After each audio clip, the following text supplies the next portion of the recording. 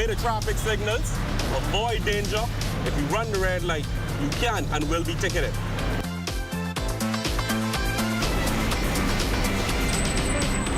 Morning. How are you doing? Pull your vehicle up for me, please. Okay, that's good. What I wanted you to see is, if you look out of your window, you'll see some lines on the ground. These lines are sensors.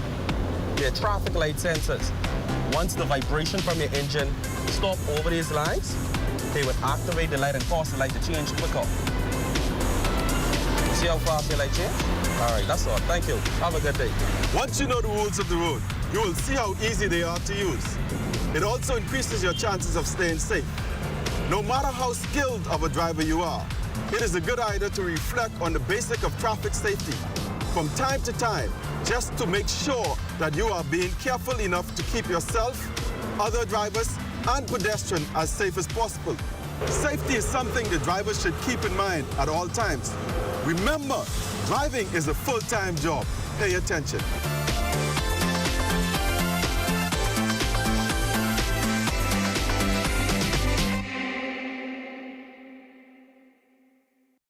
At Rusty Bethel Drive, I'm Paisol Forbes. This is ZNS.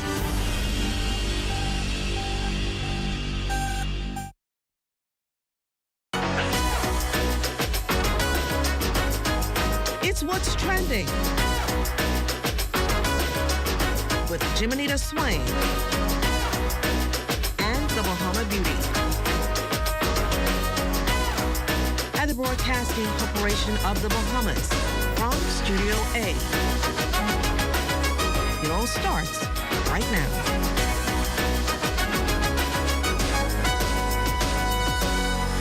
Hello and welcome everyone. It's Tuesday, June 3rd, and you're tuned into the ultimate destination for all things lifestyle, entertainment, and everything in between.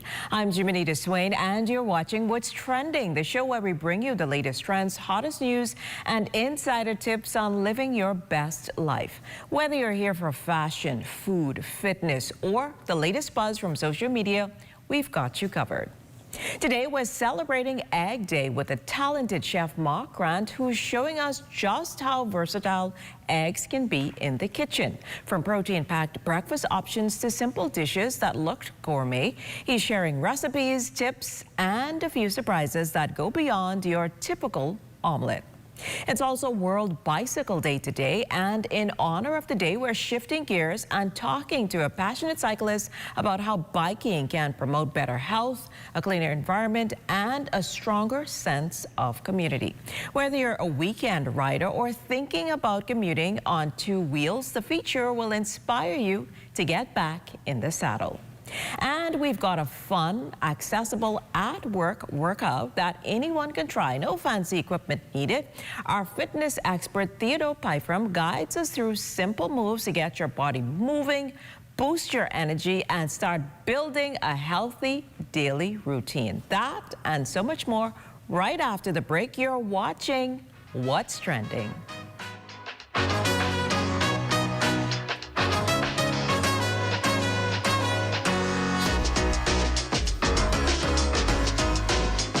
Did you know you could send a local bank transfer to a $1 wallet? It's the same as sending a transfer to an account at another local bank. Simply use the wallet's 12-digit top-up address as the account number, savings as the account type, Central Bank of the Bahamas as the bank, and $1 as the branch with branch code or transit number 12,000. Don't use urgent or priority delivery. Transfers to $1 wallets are processed through the Bahamas Automated Clearinghouse Network within 1 business day.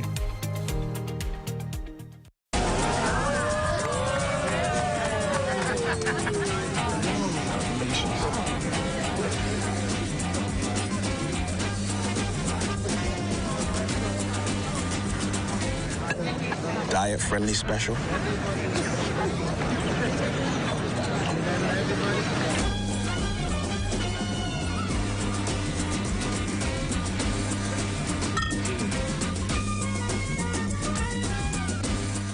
Tired of looking at the same old kitchen? Step 1. Our talented recommended designer Mark crafts a custom design just for you.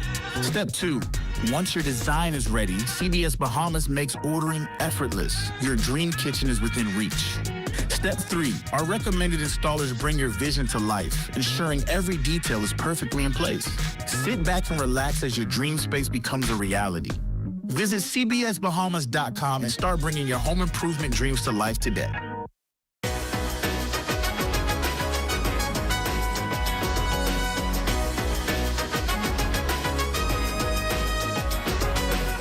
Did you know that today is National Egg Day? That's right, June 3rd is the perfect day to get cracking on adding more eggs to your diet and discovering just how versatile this kitchen staple really is. Eggs are packed with protein, essential amino acids, and vitamins, all in a neat little shell. Whether you're into brunching, baking, or beauty, hello, egg white facials. Today is all about celebrating the power of the humble egg. And on What's Trending today, we're bringing the heat with Chef Mark Grant, who's here to show us how creative ways to use eggs just beyond the basic scramble. Welcome back to What's Trending, Chef Mark. Yes, thank you for having me. It's always a pleasure to have you here with us. So, Chef, I think we're all relieved that egg prices have recently dropped, Yes, but the praise the conversation is also shifted. People are less worried about cholesterol and are more excited about adding eggs back into their meals. From a chef's perspective, what do you love most about working with eggs? Well, it's an essential ingredient and roughly what I do every day. In terms of cooking and baking, it's used as a binder, it's used as a emulsifier, as you'll see in one of the preparations here. It's used to even give flavor, structure, and color as well. And so it's quite versatile and a very essential ingredient. So let's talk. We have, what have you whipped up in the kitchen for us today to celebrate National Egg Day? Yes. So what are we starting with? And so a traditional quiche is usually like a breakfast pie. It has a crust and a custard with milk and eggs, heavy cream and so forth, and ingredients such as vegetables, cheese, some places put ham, depending on the type of quiche it is. Okay. And so what I did, one of my main missions would usually be to incorporate ingredients that we use here in the Bahamas that you will find locally. And so although the lobster season is closed, I had a stash. So what I did, I made lobster and rice quiche. Okay, that sounds interesting. And so what I did, replacing the crust, I actually used lobster infused rice, using the fat and so forth in it to get the lobster flavor. And the quiche itself has the actual lobster meat. Usually you'll see it paired with a salad. So we have here today a Caesar salad, which actually utilizes the egg yolks and the dressing. Okay. And we're actually going to put another spin on it. We're going to do a tropical Caesar salad. So we're going to add some pineapple. There's nothing just simple with No. All right, okay, let's pineapple, mangoes, and some cherry tomatoes to give it a little color. And of course, the traditional Parmesan cheese and croutons. Okay. So I'll get to mixing that. We're starting with the lettuce. Yes, so that's romaine lettuce. And this is homemade Caesar dressing. Okay.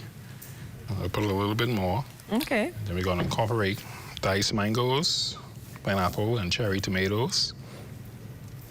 So would you call this a beginner-friendly dish, or maybe somebody who's trying to like want a little challenge? Well, a Caesar salad, of course. Well, the quiche itself, that's, No, that's, I think that's over the top. Yeah. Yes, but there are recipes online for the traditional quiche. You could always replace the meat item and add lobster to it. You don't have to go over the top like I did with utilizing actual lobster and rice as the base for it.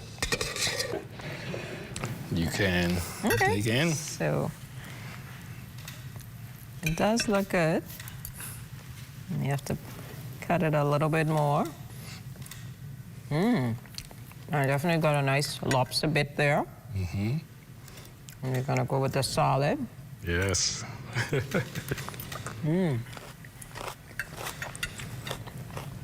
It's a good combination. Yes. I really like it. It's the mango gives it a nice kick. Yes. You know, you're used to the Parmesan, the cheese, the nice savory mix. gives a little sweet and nice sweet and savory dish. refreshing touch.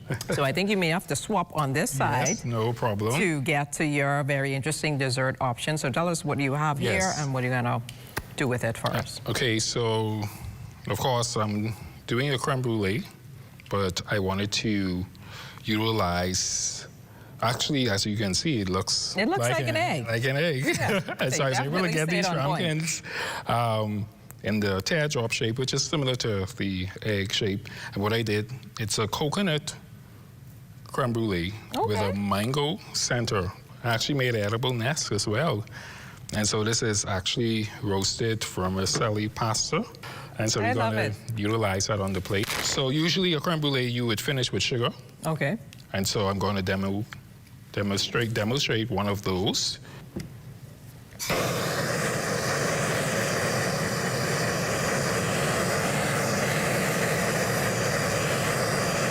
Okay. We utilize the doom. It's very delicate. Beautiful. Okay, so you can still see it. So we do a little piping. Just some little dollops. Give like a cloud, like you know, it's in the tree. You can see the clouds. Yes. Real nest. That good stuff. We're gonna utilize the mango some you of mentioned. the mango okay. in there. As well as strawberry. It's looking really, really good. Give it a little bit of color. And you know, it's usually in a tree. So we're going to... Nice. So should I try it or should I just let you bring it all together? So. Yes, ma'am. Feel free. So is it a special name for this one? Is it safe to touch it? Yeah. Yeah. Well, hopefully it's cool by now. Yes. And so... You get the crunch. Yes. It has a nice crunch, nice flavor. Yes, ma'am. Definitely great, great, great. So, Chef, it's been excellent having you here with us. You're always creative and pushing your design. So until next time, keep your creative juices flowing and these fabulous dishes coming. Thank you. And after all that tasty indulgence, why not balance it out? Coming up next, a quick, easy, and fun workout you can do right at work. You're watching What's Trending. Stay with us.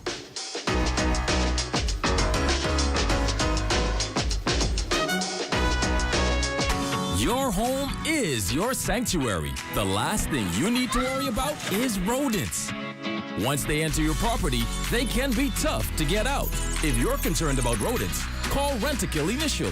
We offer the latest, most effective treatment for safe, fast, and long-lasting results. From prevention to elimination, our integrated approach guarantees protection. For rodent control you can trust, there's only one name in the Bahamas. Rent-A-Kill Initial.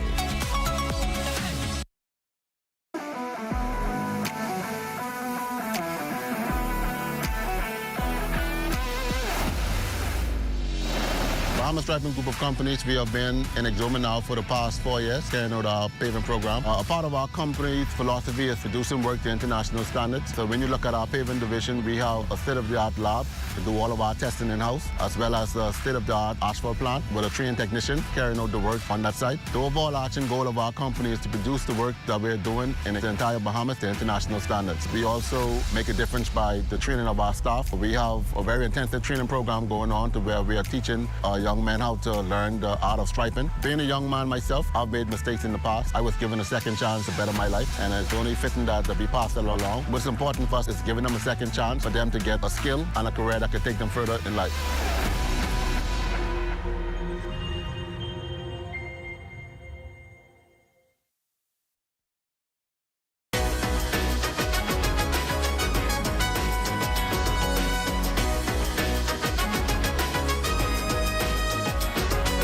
Today, June 3rd, is World Bicycle Day. It's a day observed by the United Nations since 2018, but it's all about fun, freedom, and the healthy activities cycling and bicycling offers. Now, we're going to chat with one of the local cyclists, Byron Musgrove, who's been doing this thing for a little while now, but he's also going to tell us why we all need to hop on a cycle and get a ride. So, welcome to What's Trending, Byron. Thank you so much. So we've moved the show outdoors today. It's World Bicycle Day. Talk to us about what inspired you to get into cycling. Well, I think it's hereditary. My father was a champion cyclist, and so naturally I would have followed in his footsteps. And in addition to that, I just love outdoors and doing outdoors activity. So for me, it was a natural thing to do. And speaking about outdoor activity, what's a memorable or meaningful moment that you experienced while cycling?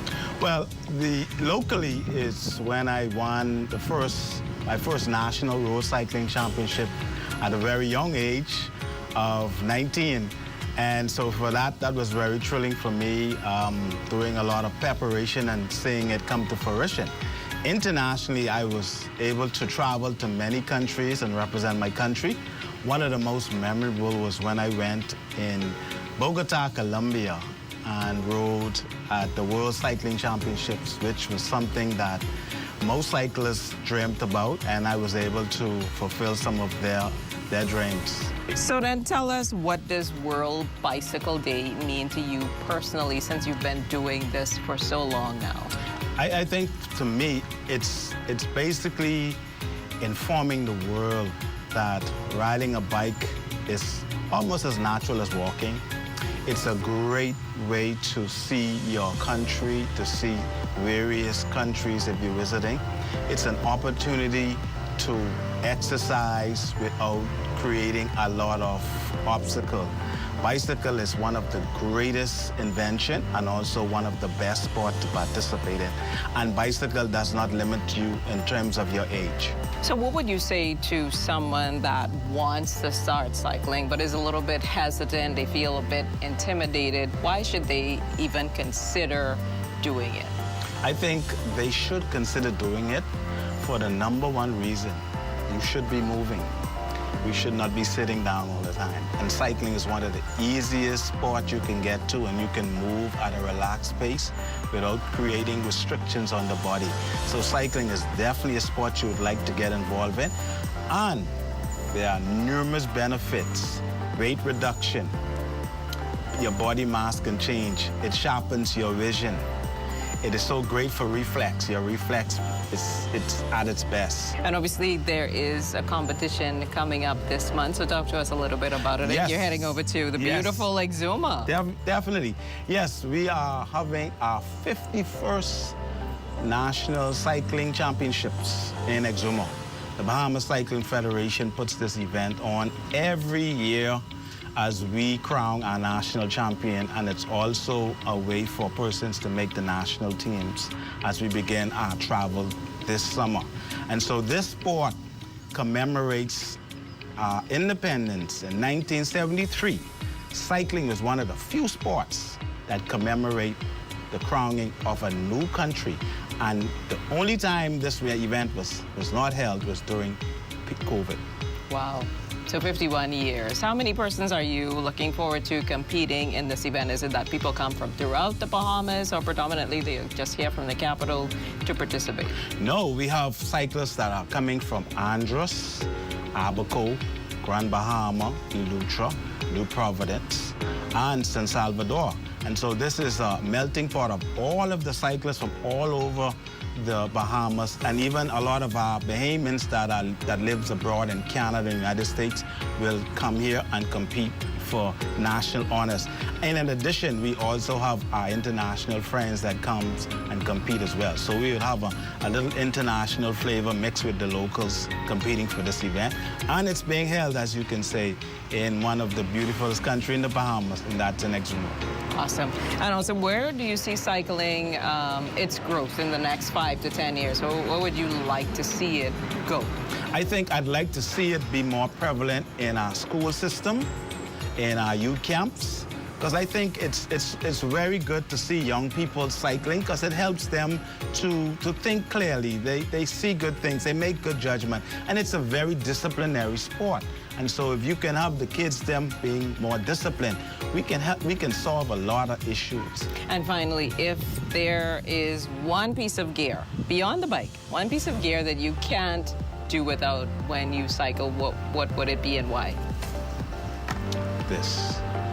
We cannot repair this. We can repair broken arms, broken legs, foot, but this is very difficult to repair, and that's the brain, that's the head, and this is so essential. This is so essential. If you would like to be a part of what's trending, DM us on Instagram at What's Trending on ZNS.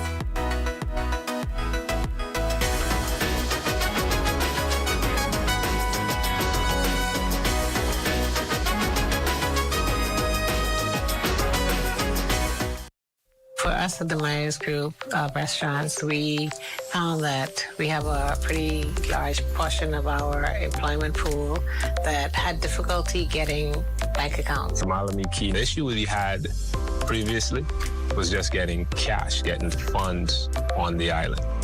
And with only one working ATM, the idea of the sand dollar just in being digital, and everybody has a smartphone nowadays, it actually worked into our favor. The sand dollar was like a godsend because it allowed us to add it to our payroll system, which means we're able to send their money to the sand dollar wallet.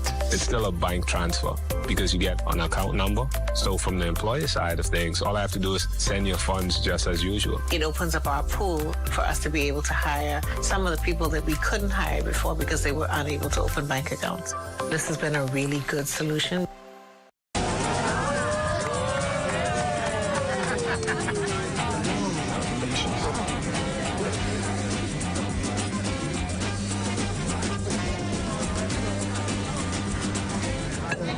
Diet-friendly special.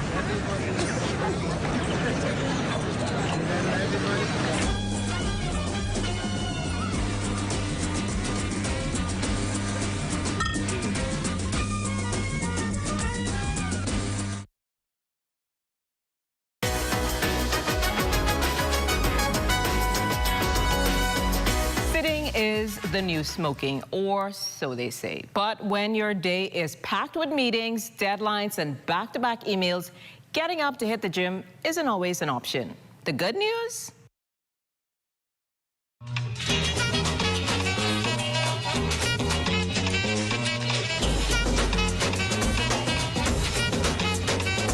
There are quick, effective exercises you can do at your desk and stay active, reduce tension, and give your brain a boost. Let's see how we can turn your 9 to 5 into a fit, friendly zone with Theodore Pyfram, who's back with some demonstrations just for us. Hello again, Theo. It's always a pleasure to have you here with us in studio. It is. Great. So let's start here. Can desk workouts really help improve our fitness, or are they just a fun distraction? They can help, definitely. There's so many different things you can do at the desk. You shouldn't make an excuse ever. So what are some quick exercises people can do while actually seating that can make a difference? And we have some chairs here, so if you want to bring them forward for us, we can get this ball rolling. Sure. Okay, so just kind of scoot it over a little. All right. All right, so obviously we're sitting. Seated. Now, a lot of people complain about knee problems and knee pains, but mainly that's because the muscles surrounding the knee are inactive. Okay. First, let's start with upright posture, abs tucked in, and we're gonna go for a quad extension. Extend your left leg out. Try to get the quad here to fire up. You're gonna feel those muscles activate. Also, flex the foot, pull the toe toward the knee, and bend. Without resting, back up. 10 to 12 reps of that.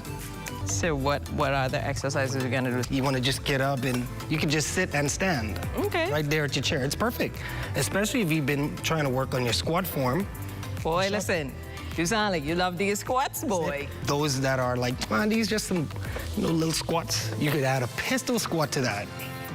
I know if I get to the pistol squat, but you can demonstrate. Let's. So you'll start standing, one leg elevated, and sit. It does take a lot of balance. Boy. I ain't gonna lie to you. I do legs today.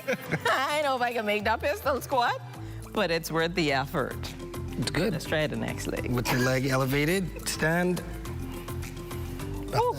That was a no. That's your pistol squat. It's a good one. We can work on that. So are there certain stretches or mobility moves that help with common desk job issues like tie dips, stiff necks? Yes. Let's sit. You can easily do a seated hip stretch right there. Hopefully you wore something presentable at work that day. But you're somewhat under your desk, so yeah. Hopefully, yeah. Great. Right there, chest upright, and then without touching, you're gonna press down through that hip. And you feel a stretch. I think people forget that you have to continue to stretch. Yeah, and just throughout move. To ensure that you're limber to move around and do what you gotta do. That's tight. It is. So what's one underrated desk move that people should be doing daily, but probably aren't? Don't do. Yeah. I would say seated calf raises. Okay. That's another one you would. That's underrated. But your feet are the foundation of your body.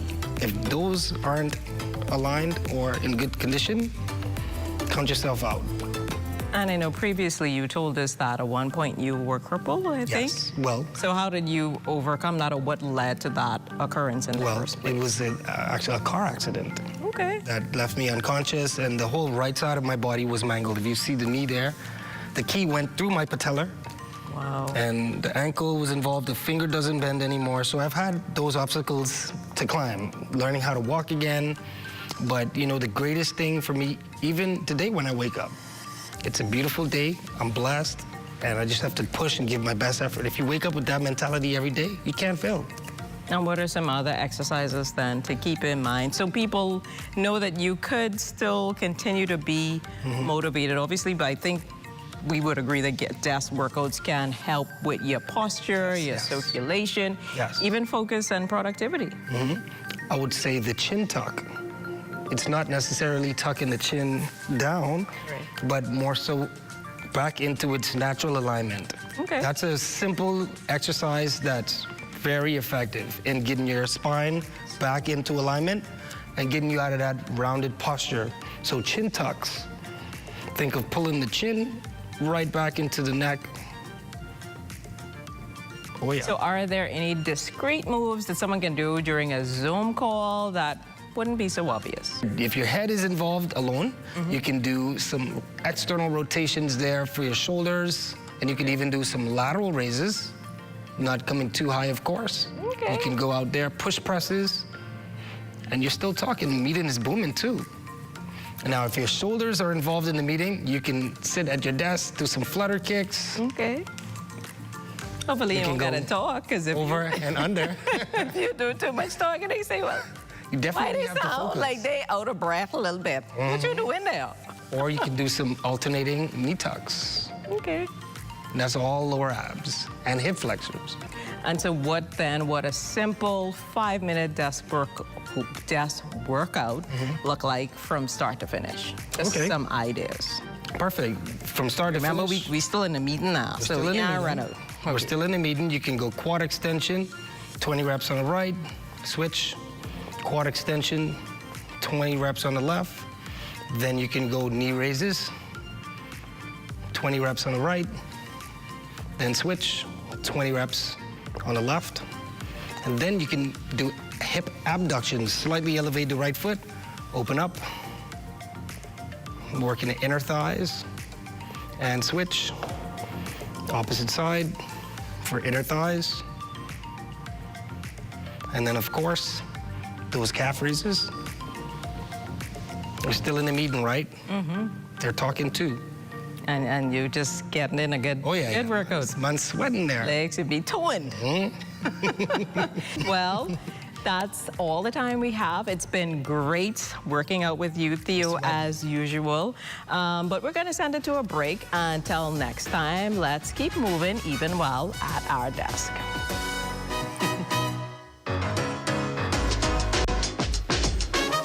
Summer in the Bahamas. The weather is hot, but not as hot as the ZNS summer packages. Get ads on ZNS TV or ZNS Radio Network or the TV community page, or a combination of all three. ZNS has got you covered with great prices, whatever package you choose. Book before June 7th and get the local Federation Championship Baseball bonus full of all kinds of extras free of charge. Contact your account executive or call ZNS Sales at 502-3800 today. Hot summer package rates valid until July 31st. The internet isn't just for surfing. There's a sea of shoppers buying online, and you can connect with them on Tingsy. Tingsy is the SBDC's online storefront built for Bahamians. Take your business to the next level by selling to customers online, both at home and around the world. People want Bahamian things, and if you got things to sell, sell on Tingsy. Find out how you can connect with a sea of buyers by visiting tingsybahamas.com.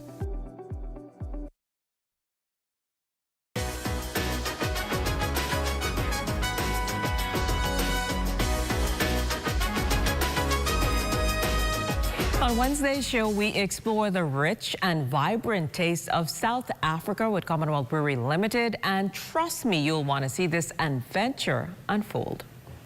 And that's how we wrap up another trending day. Thanks for hanging out with us here on What's Trending. Remember, the conversation never stops. Catch up with us on Instagram at What's Trending on ZNS. Share your thoughts and let us know what you think should be trending next. We'll be back tomorrow at 6 p.m. with more headlines, highlights, and heat. Until then, stay curious and most of all, stay connected.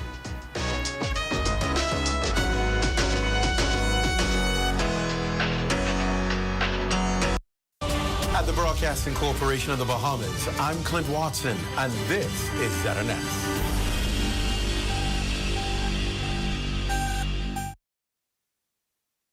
This is the Bahamas Tonight, the Northern Edition. Here's a look at tonight's top stories.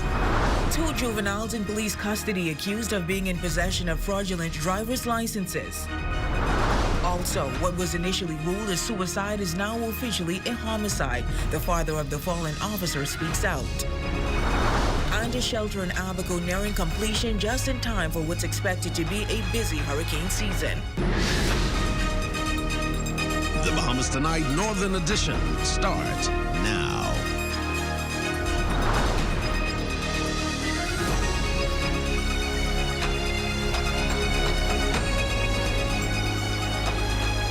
Good evening and welcome to the Bahamas Tonight, the Northern Edition. I'm Raven Davis. Thank you so much for tuning in. Topping news tonight, joyriding with her friends could have real-world repercussions for a teenage girl who tonight finds herself on the wrong side of the law and in hot water with police. Our Cleopatra Murphy has the details of an incident that sent Facebook into an uproar and could have a lasting impact on the minor's future.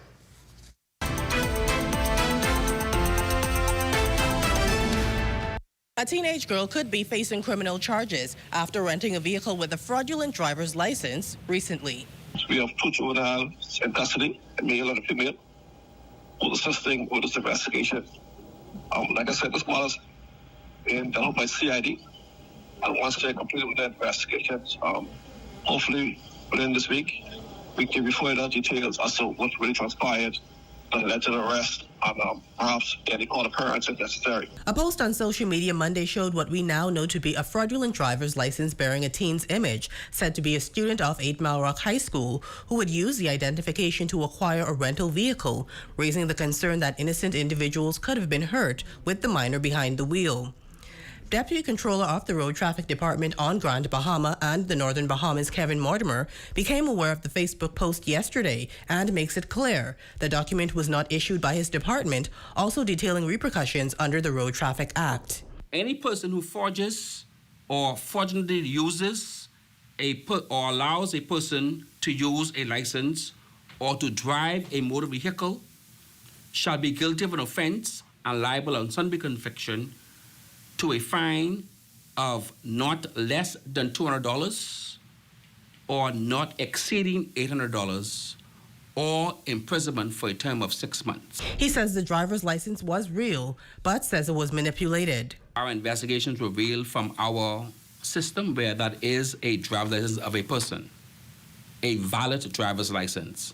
However, the photograph on that driver's license is not the person who's on the photograph that is being circulating. Mortimer is admonishing minors to refrain from future acts because it is not only a crime, but poses a danger to the public. If they were injured or cause death to someone, it could further cause unnecessary pain and suffering to the families of the persons they might have caused the death of. As for the department, he says it requires valid documents like a passport and NIB card to be presented before a driver's license is processed and issued. For the Bahamas Tonight, the Northern Edition, I'm Cleopatra Murphy.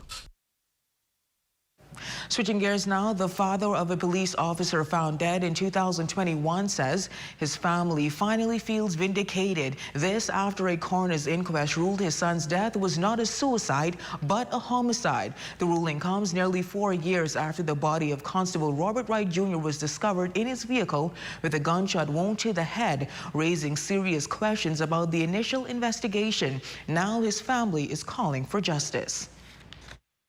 I could have see clearly that it was not suicide. That was the scene of a tragedy unfolding back in 2021. The lifeless body of Police Constable Robert Wright Jr. found inside his vehicle near Deadman's Reef, a single gunshot wound to the head and his service revolver in hand. Initially ruled a suicide, the case sparked questions from the start. Now, 4 years later, a coroner's inquest has delivered a different outcome, ruling the officer's death a homicide. A grieving father, Robert Wright Sr., says he feels vindicated. Me, my wife, and my 2 kids, we were the one who discovered my son's body on that date, and we were privy to certain information at that time. And from the conclusion and from the scene of everything, I could see clearly that it was not suicide. Robert Wright Jr. was reported missing on May 14, 2021, and was found later that night by family members. In the aftermath, allegations began circulating about the mental state of the deceased officer. Claims his father strongly denied then and continues to reject now. I think that news went out there if you would have followed the evidence on the trial as a scapegoat. He maintains that his son was fine, both mentally and emotionally. A recent coroner's inquest has now validated the family's suspicions. We now have to go out there and find the actual murderer. Toxicology reports also revealing no presence of drugs or alcohol in Wright's system at the time of his death. The case now goes to the Attorney General office, and we'll see what happens from there, but we will be seeking justice for my son. Well, switching gears now, restaurant and bar owners are expressing their optimism now that they are allowed to operate past the 2 a.m. hour. Following the Minister for Grand Bahama's call to have the 2 a.m. curfew lifted, the Department of Inland Revenue is now offering licenses that allow operations until 4 a.m. Our Shane Stubbs met with a few business owners who expressed what this could mean for their businesses. There's a growing belief that the island's nightlife is returning to prominence. With that said, some bar owners are preparing for what's to come now that the 2 a.m. curfew has been lifted. Big up Ginger Moxie, the Minister of Bahama, for extending the curfew past 2 a.m. in Freeport. The Ministry for Grand Bahama and the Department of Inland Revenue band together allowing businesses to operate past 2 a.m., much to the delight of residents. The charge led by the Minister for Grand Bahama, the Honorable Ginger Moxie. They should be open. They should be allowed to open. Bar assistant at Brick House Bar and Lounge, Kava Lockhart, expressing her excitement for the lift, which gives everyone an opportunity to enjoy the latest happenings around town. Peak hours for nightlife usually is between, I'd say, begins at about midnight. So, this gives party goers and locals a chance to enjoy the nightlife a little bit more now. It appeals to tourists, maybe not tourists, even if you're visiting home from school or if you're visiting family for the summer, you can enjoy the nightlife longer, and it just puts us on the map as, a nightlife destination. Across the way at the Port Lakaya Marketplace, they too are preparing for the expected boom in addition to the future changes on the way. This according to President of the Port Lakaya Marketplace Association, Navar Smith. I've been talking to a few of them who are members of the association, and they are pumped. Everybody is really encouraged. They know that how it used to be when they had those hours, and now this gives them an opportunity to plan and prepare for the future. While Pub 352 may not cater to the after-hours crowd, owner Ramal Russell was among those advocating for extended business hours and says he's pleased to see others now given the opportunity to flourish. I lent my voice to this chorus, trying to get this 2 a.m. curfew lifted, not for me or Pub 352, but so that the city can see true signs of growth and of a revolution. For the Bahamas Tonight, the Northern Edition, I'm Shane Stubbs.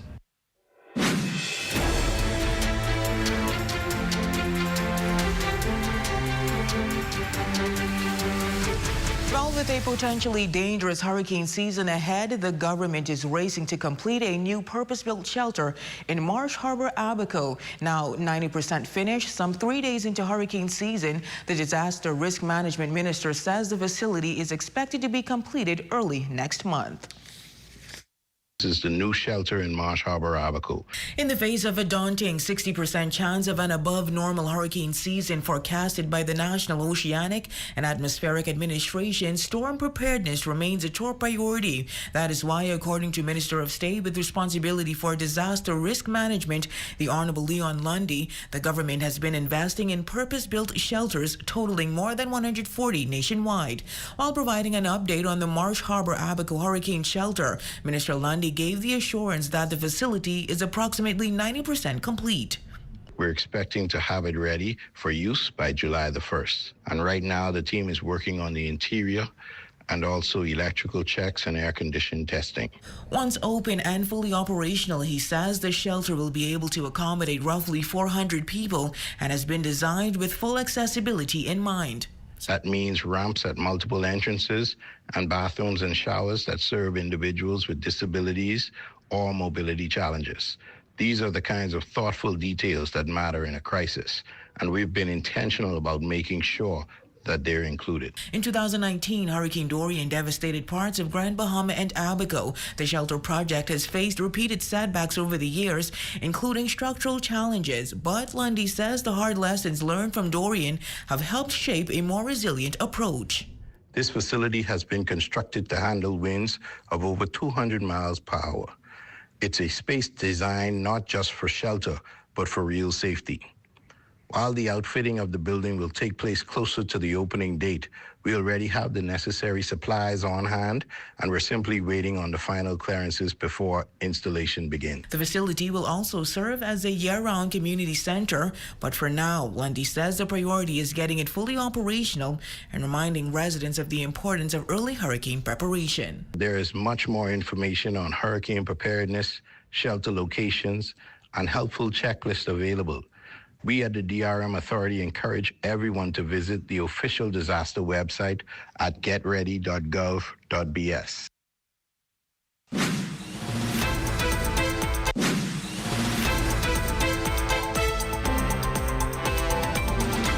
Construction at the South Bimini Airport is progressing steadily, with completion targeted for the first quarter of next year. The new state-of-the-art facility will be developed in 2 phases. Phase 1 involves a $30 million investment, while Phase 2 is expected to cost $50 million. Project manager Axel Taganda of Bimini Airport Development Partners providing an exclusive update on the project's current status and ongoing progress. Our Jolanda Thompson-Evers joins us live in studio now with more details. Jolanda? That's right, Raven. The state-of-the-art airport is nearing completion with a targeted deadline set for the first quarter of next year. Speaking on the $80 million project manager Axel Taganda sharing insights into the construction timeline and what travelers and residents can expect as the final phases of the project unfold. We've started over sometime last year, beginning of June, with the construction of the civil works on the air side, improving some of the safety measures to help with the operation of the airport. And as you see, what behind me is the new terminal building under construction.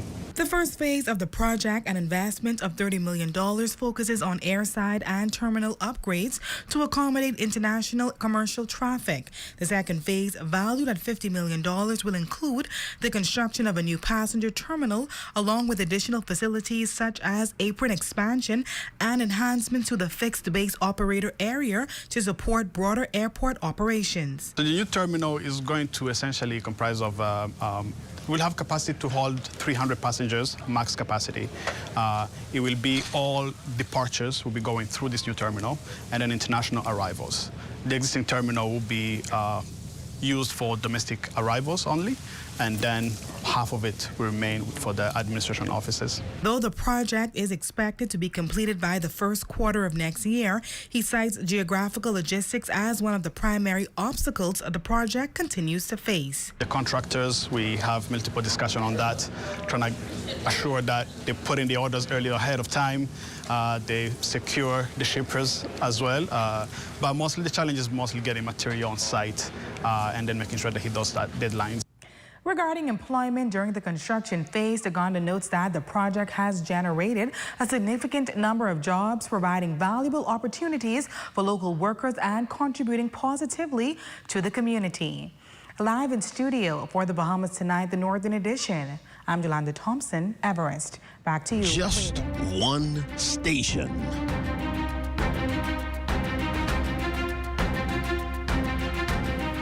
A boating accident took a serious turn for a young man over the weekend after a collision with another vessel left him critically injured. He was first rushed to the Rand Memorial Hospital, then airlifted to Miami for advanced treatment.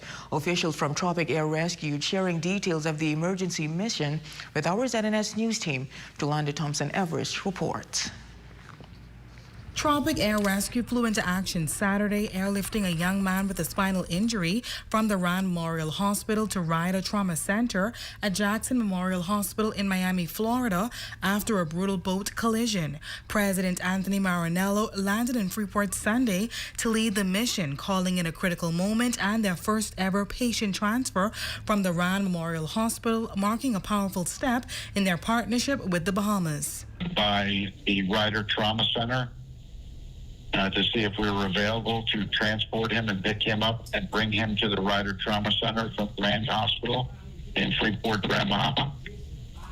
So we responded first thing Sunday morning, landed at the airport, transported by ambulance to the hospital where we picked up the victim and transported him back to Miami at the Ryder Trauma Center. Officials say the collision sent the young man airborne, causing him to land on the other vessel, where he landed on his back. Possible fractured spine, and that was the reason that he needed to be transported. For the pilot leading the trauma airlift, it was more than just answering the call, stressing the urgency of emergency care. He said in the future, he hopes the island's hospital will install a rooftop helipad to improve response time. We are the fastest means by which to get evacuation from the island back into the United States. Most of the time, transport is needed by airplane. It can take a long time to arrange it. And then at that point, you have to go to an airport where you have to take another ambulance to the hospital and then arrive there. That can take a considerable amount of time, and it's extra movement for the patient, which can result in them either being further injured or just more discomfort for the patient. We land directly on the roof of the hospital. If Rand had a heliport, we could land directly at Rand. We wouldn't even need the ambulance at that point. So maybe someday in the future, they'll put a helipad at the hospital and we can make these transfers much more efficient. While the Bahamas Tonight, the Northern Edition, I'm Yolanda Thompson, Everest. And still to come. A young man celebrates his grandmother as a remarkable woman. That story, sports, and more when we return.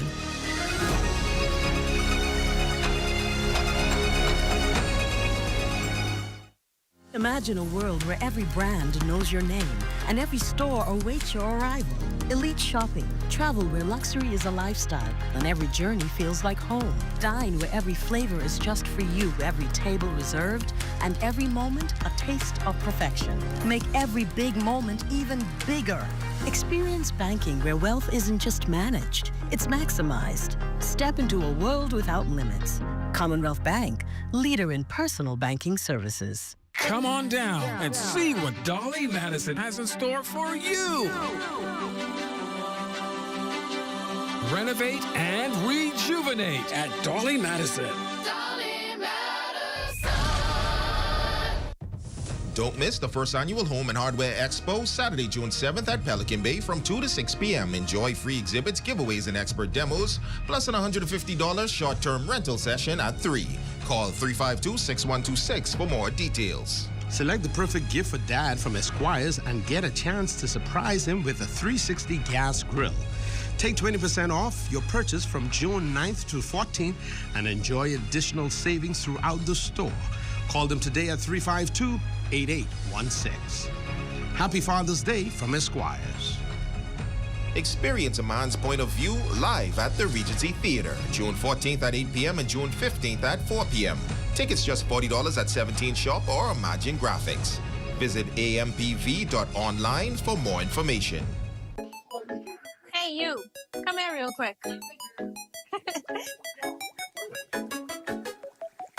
Shaver Crave is now opening at our new home, the Raven Mall. Come celebrate our opening with us June 5th, where we'll have prizes, surprises, and more. And we will be displaying our new gem, the Oxtail Crepe. Pre-orders are deeply recommended. You can order at shavercrepe.com. Here are some tips for having your home ready for a hurricane. Keep all trees and shrubs trimmed. Bring in all outdoor furniture, plants, or any other items that may become airborne due to high winds. Cover windows and doors with hurricane shutters or pre-cut plywood. Clear drains and gutters. And remember to secure important documentation in case you have to evacuate. Don't be caught off guard this hurricane season. Be prepared. Your number one team in the north. Only the sun covers the Bahamas better. Welcome back. The month of June is earmarked as Membership Month for the Grand Bahama Chamber of Commerce. The Chamber will host several open house events for the entire month, beginning June 5th. Director and co-chairman of the Membership Committee, Nicole B. Colbrook, says the purpose of the Membership Month is to increase visibility, inform businesses on why the Chamber exists, and spark membership interest. We have membership spotlight where we'll also be introducing our members. So at the end of the day, the Chamber wants to ensure that our members and the entire Grand Bahama community get the support that they need to ensure that their business thrives and to ensure too that they have the support that they need with the Chamber. So we're on board for the entire month. This is only a start as the new board, but we saw this as an opportunity to let Grand Bahama know who we are, what we do, and why it's important to be involved in such an organization. Chairman of the Membership Board, Eddie Wan, and President Dylan Knowles remind that commerce is important to the building of society and the crucial role the Chamber plays with added membership and in networking opportunities. The Chamber can effectively ensure everyone benefits. And so it is an important activity, and the Chamber, therefore, is very important in the role it plays in ensuring that we develop commerce to the betterment of all. Just like any business, the Chamber needs funds to continue to operate that can introduce different companies to each other on the island through the Chamber. And that's basically what the Chamber is.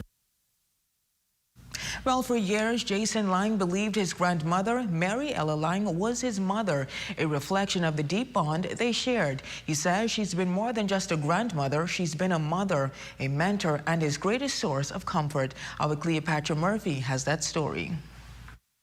Jason Lang still marvels at his grandmother, 92-year-old Mary Ella Lang, the woman who raised him from infancy and helped shape him into the man he is today. Words can't express the love I have for her, because I know she had me from I was 3 months old. Never beat me yet, but talk. That's what get to me. Just talk. Okay, I listen. She raised 5 children of her own, including her grandson, other grandchildren, and served as a mother to countless children in the community. While she believes in discipline, it never extended to physical punishment, choosing instead to talk. I don't cook. You're supposed to raise the children to hear what the Bible says. Then the child rise you eat when you're young. I see people, I used to mind children, all my things over the table. Not a child touch it. When they go there, I say, now leave it. Having found great joy in motherhood, Lang, the oldest mother in Pelican Point, sees many of today's social ills as a lack of parenting. Her oldest son has since died, and Lang is now a widow, but because of family, she has lived a full life. All I thank God and praise Him for the days I spent in lower grade. Her grandson Jason says he is forever grateful for the woman who has been pivotal in his life and many others. This here is a gem, the best grandmother, great-grandmother, mother, community-wise.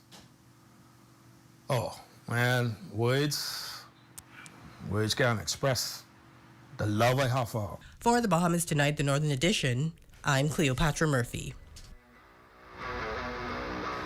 From that to look at stories making news, Jay heard some exciting things happening in the world of baseball. How did you know? I know your brother played baseball. You took the sneak peek at my sheet. He does. Definitely at least some Grand Bahama named to this year's national baseball team. They're preparing for travel this week, Raven.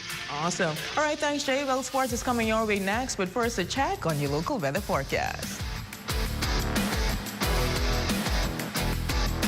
Tonight's weather forecast is brought to you by Royal Star Assurance. 'Cause it's so beautiful.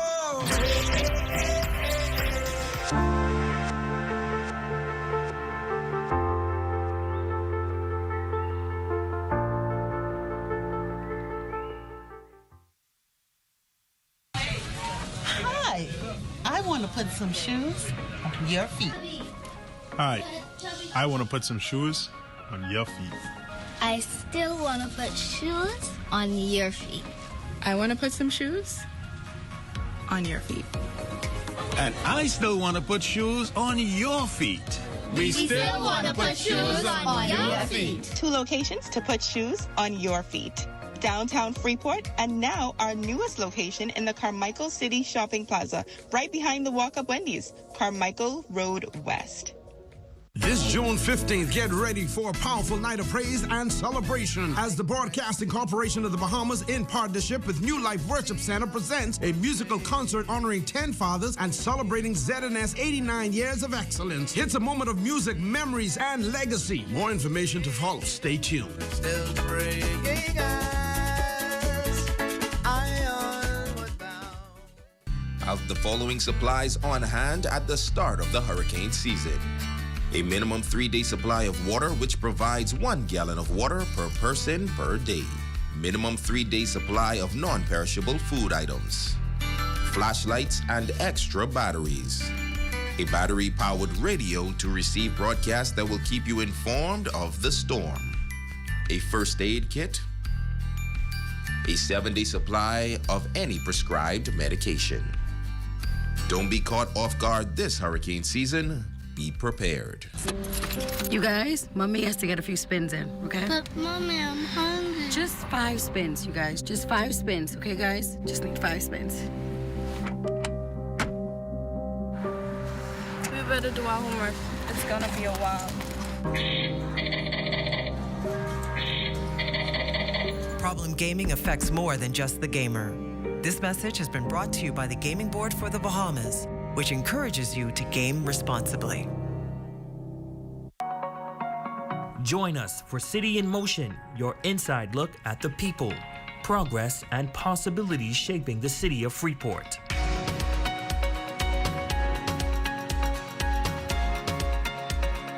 Each week, we bring you the stories behind the movement.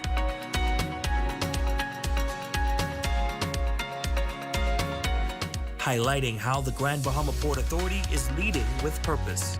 Our desire is to connect Bahamians with the opportunities that's right in front of them. This is City in Motion.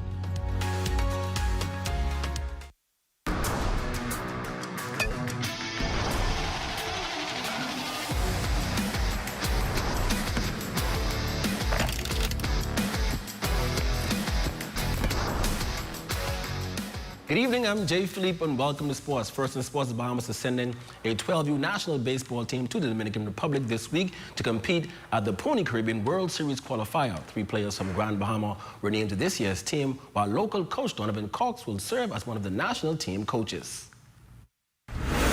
On the team, we have 12 players. If I remember, we have 12, and we have 3 of them from Grand Bahama.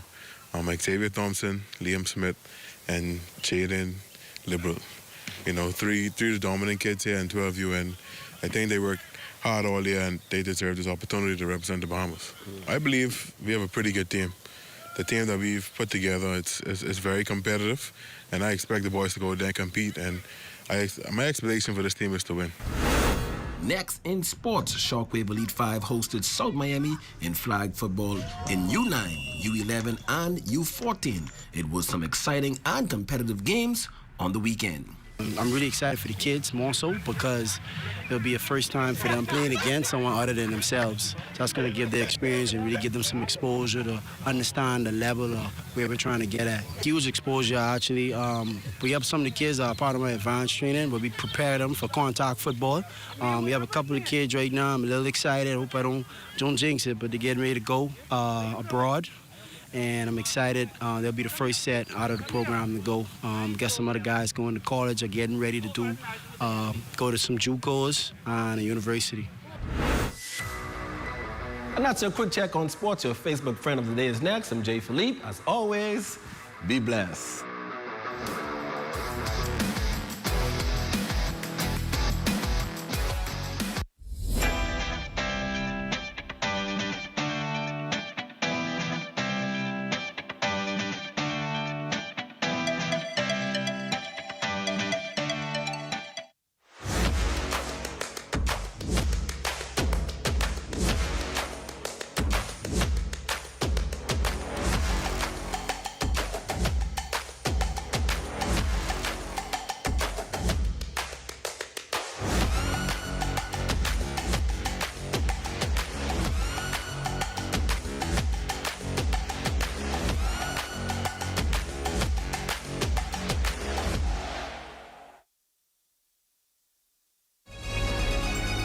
Your number one team in the north. Only the sun covers the Bahamas better. And now to look at stories making news, I'm Raven Davis. I'm Jay Philippe. Thank you so much for tuning in. Here's a live look at the Bahamas tonight. They're coming your way next.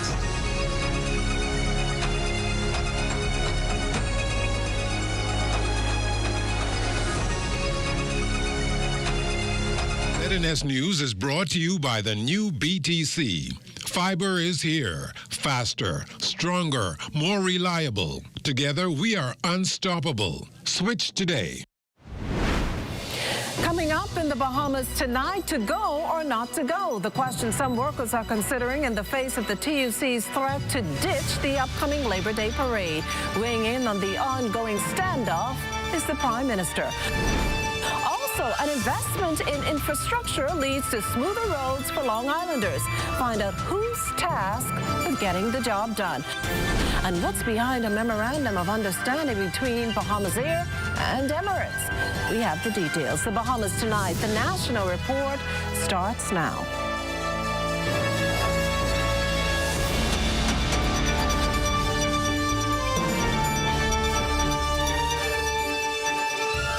Good evening, everyone, and welcome to the broadcast. PLPs have been told to get battle ready as the party prepares to launch its campaign this Labor Day. The decision, though, has been met with criticism from some who accuse the governing party of politicizing this day that represents labor in the country. Well, tonight, the Prime Minister is responding to those critics while also addressing head-on some attacks from one trade union leader. Corvell Pyfrom is in studio with that story. Corvell?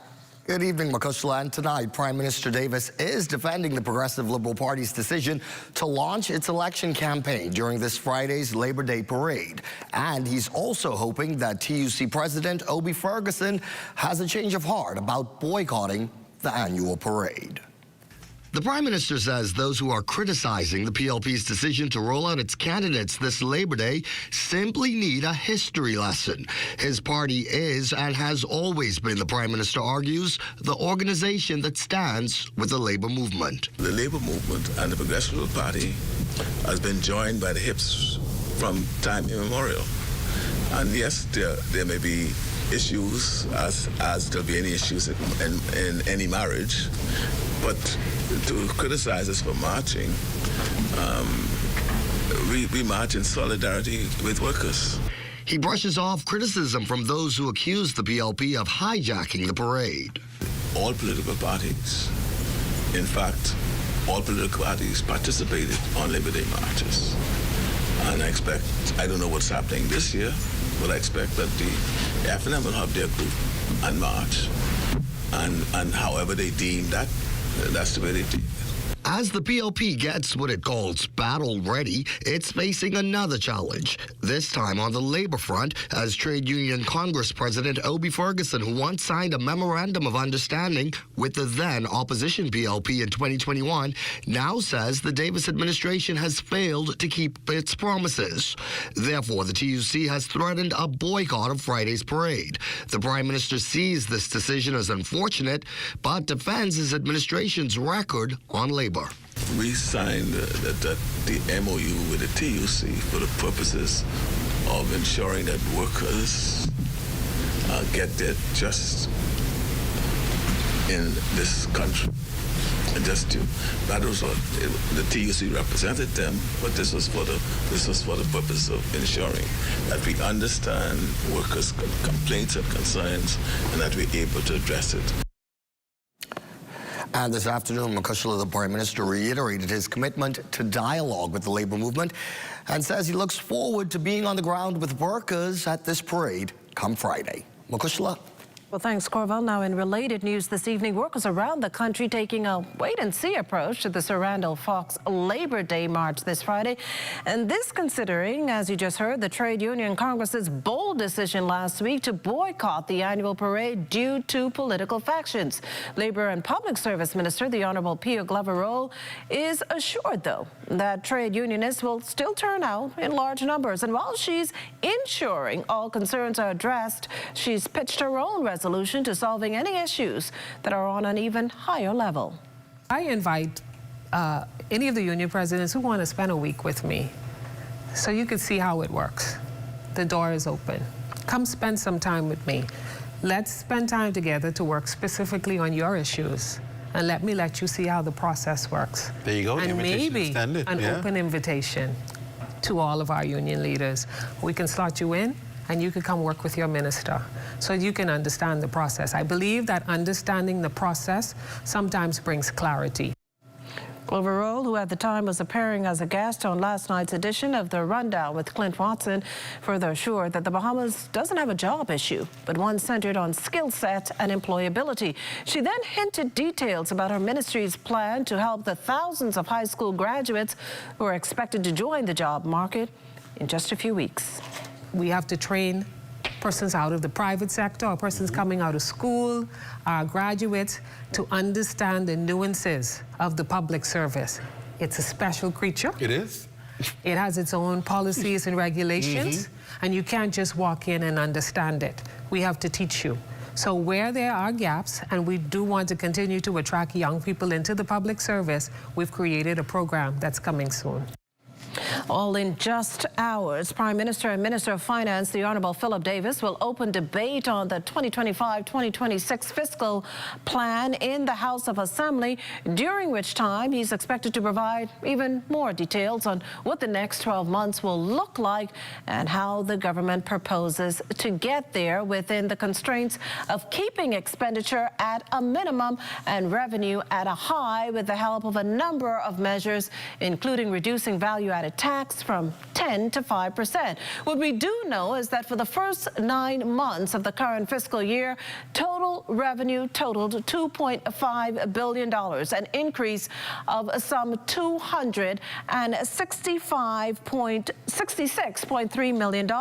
And this in the face of expenditure increasing by $230.8 million to $2.6 billion. I look forward to opening the budget debate.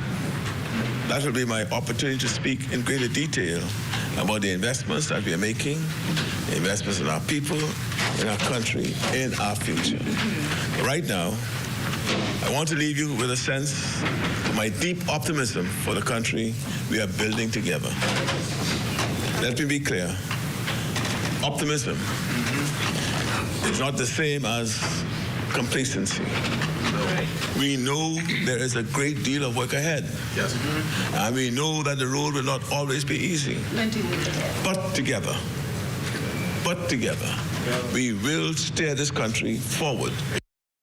Now, apart from the Prime Minister, Wednesday's budget debate lineup also includes contributions from Foxhill MP Fred Mitchell, an opposition MP, and Nassau Village Representative Jamal Strawn. The debate must be wrapped up in both houses by the end of June as the new fiscal year reopens July 1st. Now, ahead of tomorrow's budget debate in the House of Assembly, Minister of Economic Affairs, Senator the Honourable Michael Halkitis defended the government's VAT tax reductions.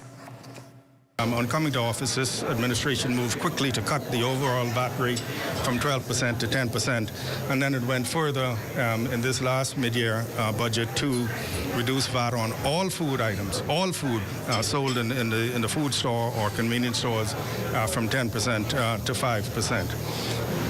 And just recall that when the previous administration back in 2018 implemented their system of exemptions, etc., they increased the VAT rate from 7.5% to 12%.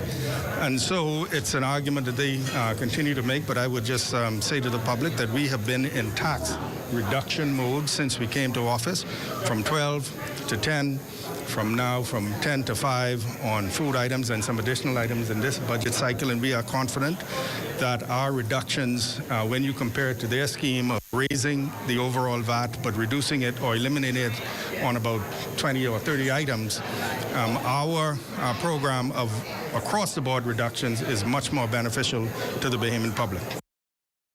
The latest figures from the Bahamas National Statistical Institute showing a decrease in the inflation rate of 0.1% for March compared to the month prior. The major categories registering decreases: housing, water, electricity, gas, and other fuels at 5.2%, recreation and culture at 2.7%, and transportation at 1.6%, all compared to the same period last year. The change reflected in the overall price of items consumers bought during this period. Now, the March decrease also comes on the heels of an increase between the months of January and February, as reflected in furnishings, household equipment, and routine household maintenance. Additionally, in March, diesel increased by 4.2%, while gas dropped by 0.6%. However, compared to the same period last year, both diesel and gas decreased by 4.2% and 1.4%, respectively. Coming up, a warning to consumers. You're watching the Bahamas Tonight, the National Report. That and more news in a moment. Imagine a world where every brand knows your name and every store awaits your arrival. Elite shopping, travel where luxury is a lifestyle and every journey feels like home. Dine where every flavor is just for you, every table reserved, and every moment a taste of perfection. Make every big moment even bigger. Experience banking where wealth isn't just managed, it's maximized. Step into a world without limits. Commonwealth Bank, leader in personal banking services.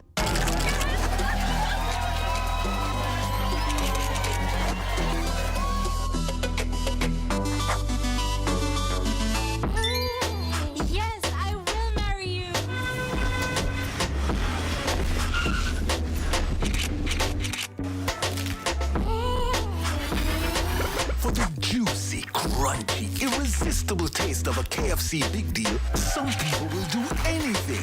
KFC, it's finger-licking good. While others see customers as numbers, we see our customers as people, neighbors, friends who deserve more than one-sided connections. That's why we are redefining what real connection is by prioritizing our customers and showing our appreciation by putting our money where your loyalty is. BTC customers, claim your $200 Bahamasair gift card when you add postpaid mobile to your internet plan. That's loyalty that flows both ways. Get ready to learn all about digital payments and embrace the future of finance. Ditch the old and say hello to new, faster, and safer ways to pay. Join us next week. Check in with your personal bank, credit union, or digital wallet provider to learn everything you need to know about going digital. To learn more, visit us online at livedigitalbahamas.com and on social media. The future of pay is digital. See you next week.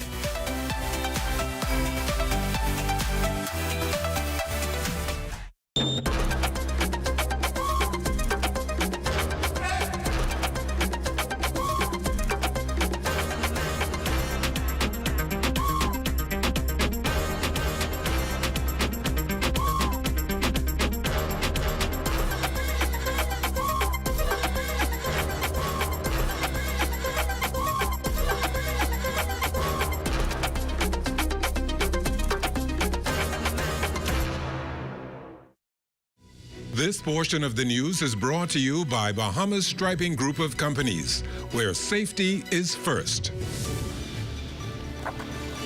You're looking at a shot of the 18-hole Royal Blue Golf Course at Bahamar, Cable Beach, and that shot, courtesy of drone pilot Neville Smith.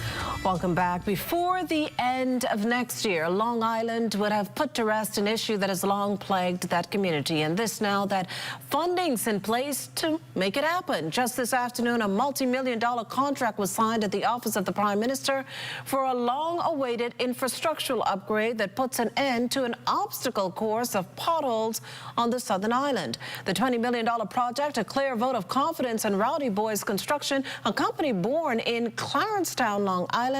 And according to the Prime Minister, while the project helps with residents getting to and from destinations safely, it's about much more. This project also means jobs, local jobs for Long Islanders.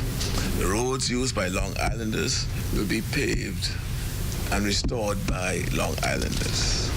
And through this work, new skills will be learnt, families will be supported, and pride restored. That is the kind of empowerment we believe in. That is the kind of governance we promised. And that is the kind of progress we are delivering. Today is about a smoother future for Long Islanders. It is about giving Bahamians the tools and the trust to play a major role in nation and community building. Now, in terms of what the contract entails, here's what Rowdy Boys Chief Financial Officer Jalen Knowles disclosed. Which will include 18 miles of asphalt road, not sand sealed. This also includes water main lines in some areas in Long Island, areas that hasn't had potable, reliable water access. And this will bring that to these communities as well as all the side roads in this stretch of area. In other news this evening, Bahamians import millions of dollars worth of goods annually, and tonight there is growing concern that many consumers are being hit with excessive fees. Daniel Dean has all the details in this next report.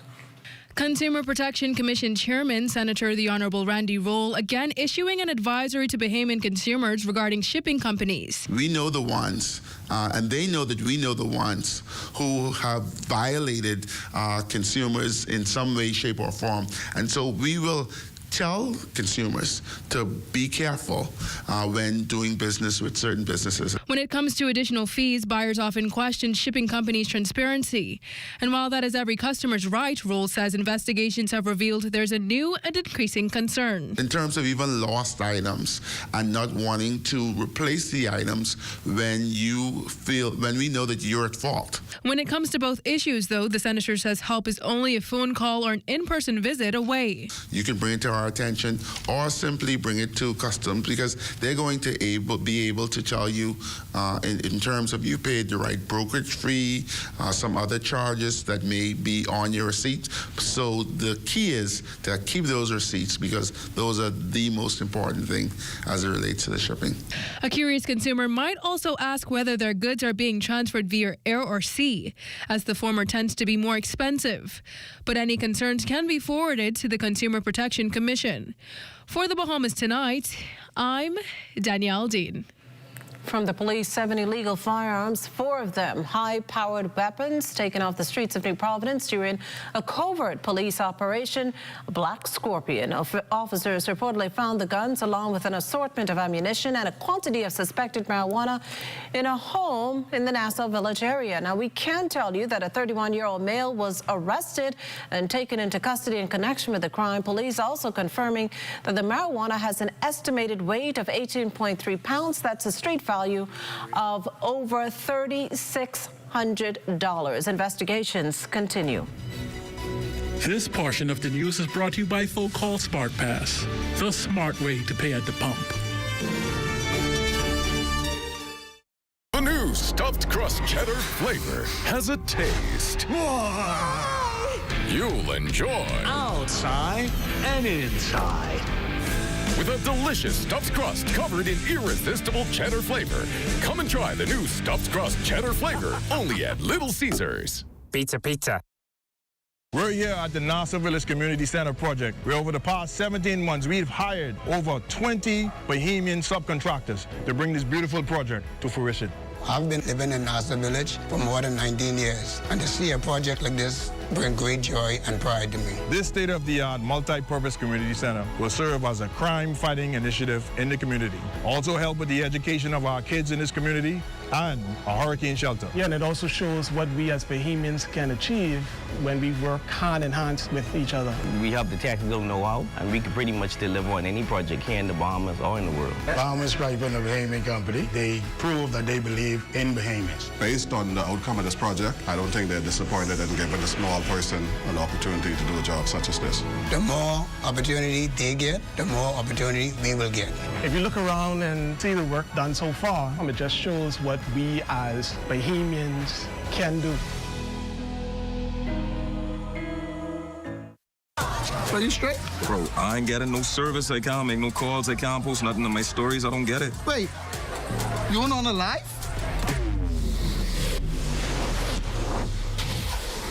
Shad, come, let's fix that. Come. This one needs saving. Pour them over, please. Say less. Sign up today. Enjoy 5 gigs on us with select prepaid plans when you port your number to Alive, or 3 months free Alive fiber services when you port your landline. Introducing the Focal Smart Pass app that helps you to fuel up faster. Here's how it works. Download the app on the App Store or get it on Google Play and create your profile with payment details.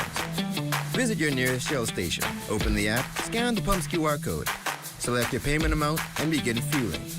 Say goodbye to cash and cards because the Focal Smart Pass offers secure and convenient payment options right at your fingertips. Download Focal Smart Pass now and fuel up faster today. This portion of the news is brought to you by 700 Wines and Spirits, bringing celebration across the nation. The national flight carrier and Emirates Airline have signed an historic memorandum of understanding for an interline agreement. The MOU is said to be a crucial step in linking the Bahamas to the markets where Emirates flies.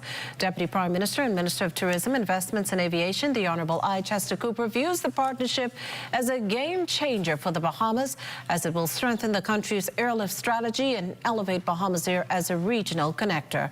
He says the fact that Emirates is moving swiftly on implementation is a clear sign of confidence in the Bahamas as a destination and in the potential of this collaboration.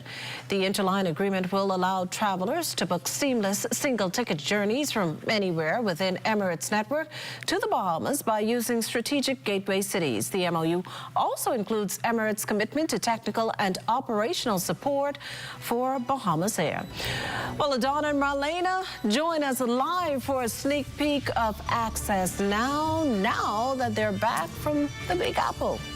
And we were just going to say that to you, Makasula. But guess what? It's Taboo Tuesday, and I think Malena's excited about the topic. She didn't want me to reveal it, but she's excited about the topic. You're going to have to stay tuned. I think for me, this is one of my new favorite series. I think it's such a great idea. So yeah. Guys came up with it. I can't wait to see it, and I'm sure you guys, you're going to like this one for sure. Well, sounds good. Stay with us. The National Report is back after the break.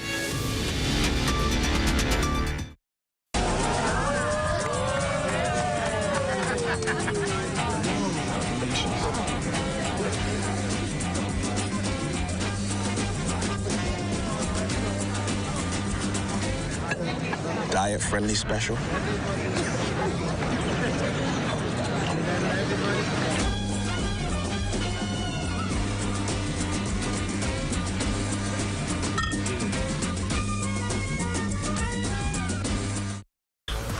What? You don't know what TDC is?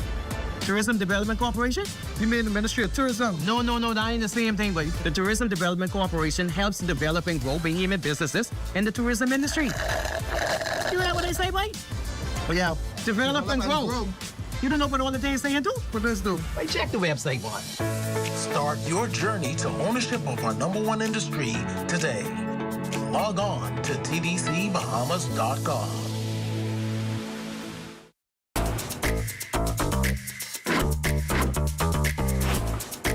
What you doing, man? I'm getting ready for this heat, boy. But you want to see what in this box? The ghost pepper chicken sandwich, boy. Get an apple pie, fries, and ghost pepper chicken wing. See? You look at me? Four. Yeah, boy. Try our new Ghost Pepper Chicken Box today. Available for a limited time only. Love that chicken from Popeyes. Summer in the Bahamas. The weather is hot, but not as hot as the ZNS summer packages. Get ads on ZNS TV or ZNS Radio Network or the TV community page, or a combination of all three. ZNS has got you covered with great prices, whatever package you choose. Book before June 7th and get the local Federation Championship Baseball bonus full of all kinds of extras free of charge. Contact your account executive or call ZNS Sales at 502-3800 today. Hot summer package rates valid until July 31st. Thanksgiving still several months off, but the Bahama Striping group of companies making plans to make a big splash with its annual Give Back and feeding thousands set for November. Our Lloyd Allen tells us more. Bahama Striping group of companies preparing to make a difference this year in a big way from its Make a Difference campaign. Last year, they provided more than 25,000 meals nationwide, and this year, they're raising the bar to 30,000 meals. President Otario Mitchell explains. So far, we have on board as sponsors and partners, ZNS as the official media sponsor. We have insurance management, simplified lending, the Red Cross, the Bahamas Feeding Network, the Salvation Army, Aquinas College, Queens College, and Exclusive Aviation. An all-hands-on-deck effort. Partners, both ZNS and the Bahamas Agricultural and Industrial Corporation, are pulling out all the stops. What stood out most about the initiative last year wasn't the impact that it had on people, but the impact it had on the people of the Broadcasting Corporation. Being a part of serving and helping, what it did for the employees of the Broadcasting Corporation, I believe, is priceless. BAIC will be donating a number of produce, like we do every year. From we became a partner with Bahama Striping, whether that's zucchini, whether that's cucumber, whether that's cabbage, whether that's onions, tomatoes, whether that's even fruits. And so we will be donating that. The initiative also proving a lifeline for the Red Cross's ongoing Meals on Wheels program, where we serve over 200 persons every day.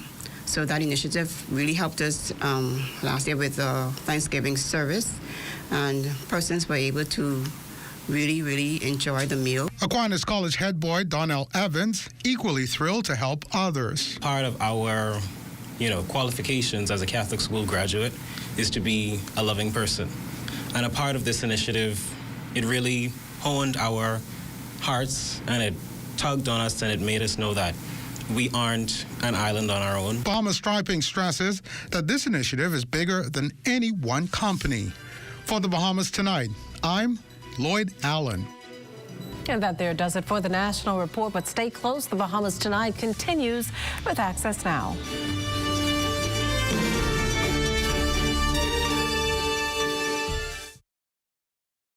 Have you ever dreamed of gifting a loved one their own piece of paradise? Now, with Debco's groundbreaking gift initiative, you can turn that very dream into reality.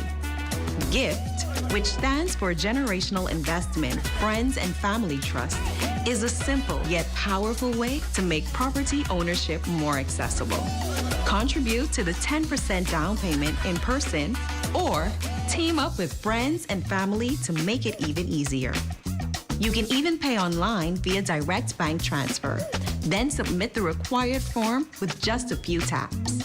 The person you gift then enters a manageable 7-year payment plan, or they can pay in full anytime. Imagine the joy of giving the gift of ownership, a piece of the Bahamas, a piece of paradise, right at your fingertips. Now, you can gift for a birthday, a wedding, graduation, Christmas, or simply just because. With Debco's gift initiative, you're not just giving a gift, you're gifting a bright future. Debco, where opportunities embrace and gift ownership. Visit gbdevco.com to learn more.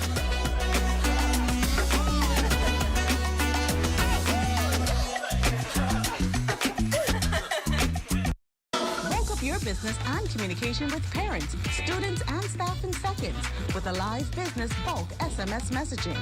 This is the perfect tool to keep you connected and easily send important updates, event reminders, and emergency alerts. Keep your campus informed and connected with bulk SMS messaging from a live business. The right choice for fast, reliable communication. For more information, contact the experts. Get to glow, keeping you in the know, keeping you in the know. God, it's good enough to eat, and it's good to grow. It's good enough to eat, and it's good to grow. Residents of Ackland celebrated a major win for the island recently with the official opening of the Department of Agriculture and Marine Resources office in Mason Bay, a first for the community. This today signifies to show you how serious we are with food security and ensuring that those places who are involved in farming and fishing has the same opportunities as everyone else in the Commonwealth of the Bahamas. Island Administrator Herman Gilbert described the office as a game changer for local producers. I think that is just a start of a new thing here in the district. And then here this morning, as we lead to the opening ceremony, all of the wonderful things that is about to come just by having their presence and this office being established. So the future looks bright, and I think we are well on the way as it relates to food security here in Auckland and the Bahamas at large. Minister of Agriculture and Marine Resources, Jomo Campbell, delivered an inspiring address calling the opening a major step forward. When we came to Auckland, we wanted to show our full support and commitment that Ministry of Agriculture and Marine Resources stands ready to partner with you, the people, shoulder to shoulder, because this is not an effort that is going to be Nassau-centric. We have to ensure that we involve all of the family islands, and especially Auckland and White Island in particular, as our whole partners in this endeavor. This will definitely not be the last time that the team comes to act, because we believe that we have to get all hands on deck and involve everybody. After the ribbon was cut, the doors swung open. Residents toured the facility with excitement and hope. From agriculture extension services to marine resource support, the new office is said to be a central hub for development, education, and innovation on the island. Keeping you in the know with Good to Grow, I'm Leah Cooper. Prime Minister Davis has decided to go into the perfume-making business. Code word, liquid gold. And the Divine Nine pop in on our Deputy Prime Minister, Frat's and Soror's visit. Plus, Taboo Tuesdays continue today, and the subject of autism is spotlighted. And coming up in sports, 5 Bahamians to compete at NCAA Outdoor Championships.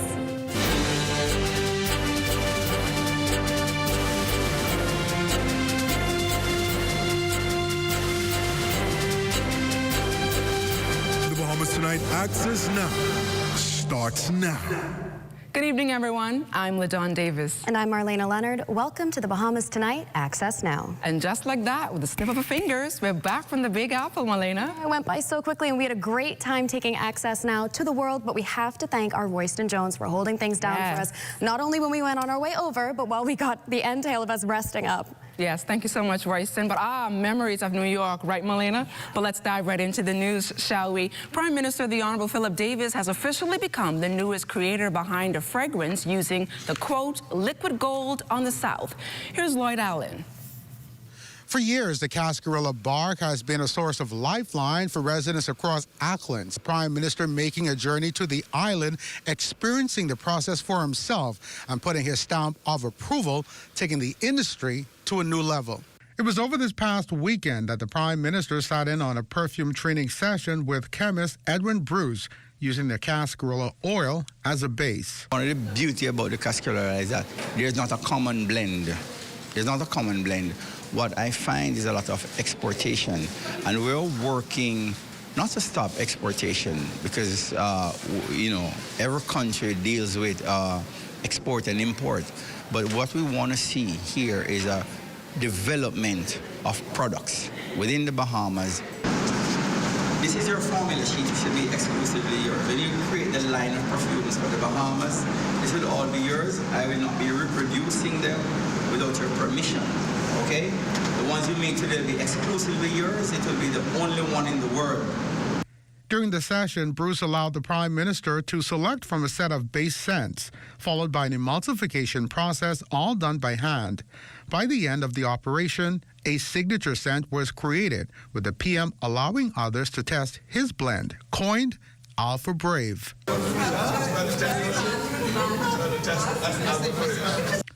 Culture Minister, the Honorable Mario Boleg, and other individuals were also there.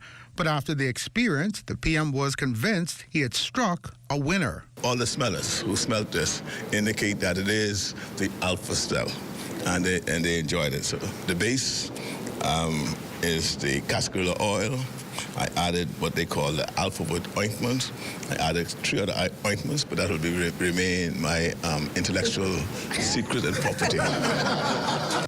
The perfume industry is projected to reach a value of more than $110 billion this year. And while the local industry has tapped into the harvesting of the cascarilla bark, PM Davis now giving Bruce and his team the green light to help in advancing business potentials nationally. Now that I've seen it firsthand, we just need to identify what is required to get this off the ground. The value of the cascarilla bark has always been an elusive thought in the minds of governance because it's always under the radar.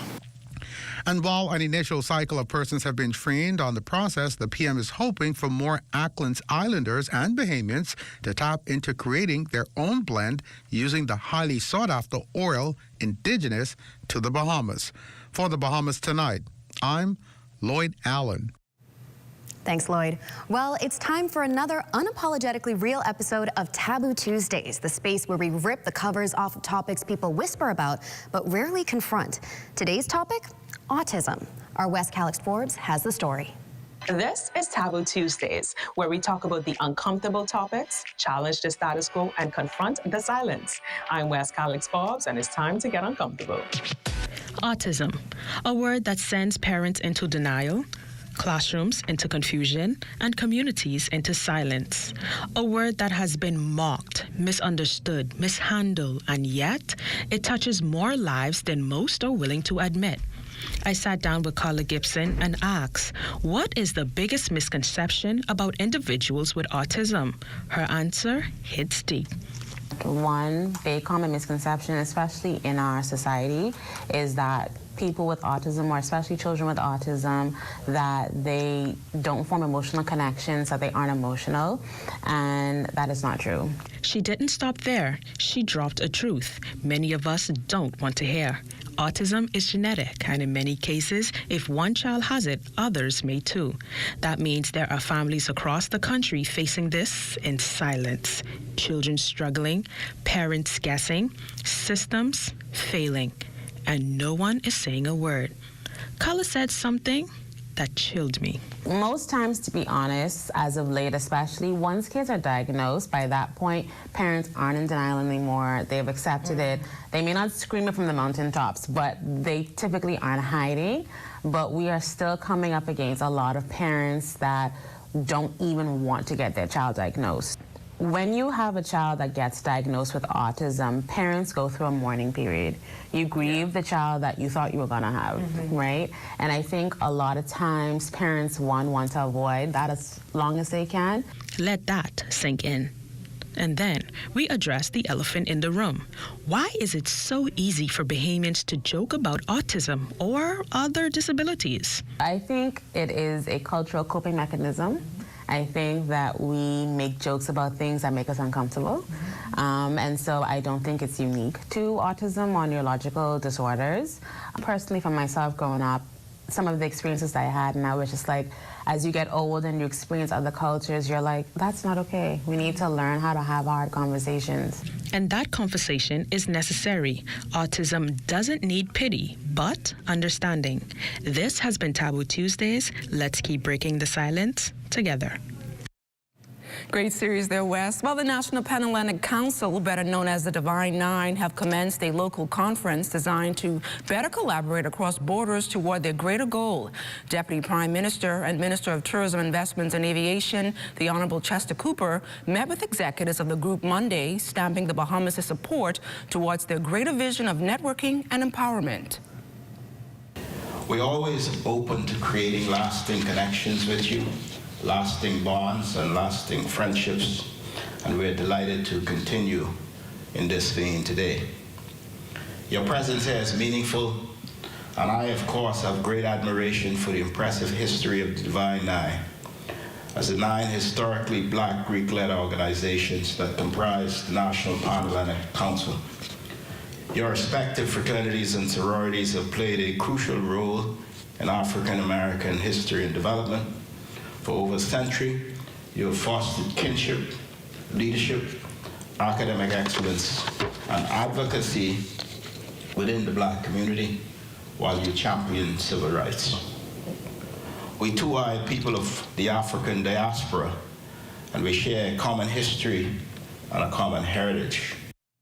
Dorcas Washington, Executive Director of Delta Sigma Theta Sorority, says over the course of the conference, the goal is to exchange ideas and improve efforts toward community development.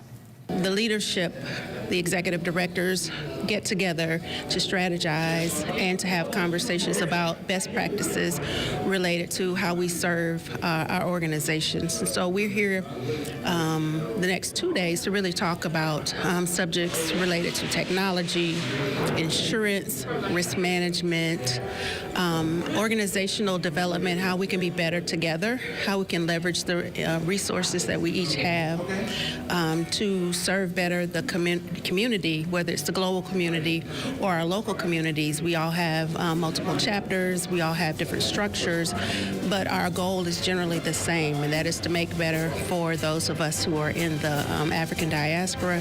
So we're really excited to be here together, to grow and learn together.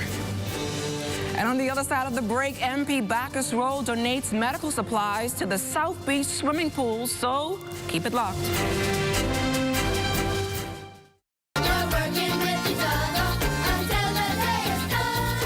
Several school security officers recently received enhanced knowledge and training during a security conclave hosted by the Security Department of the Ministry of Education and Technical and Vocational Training.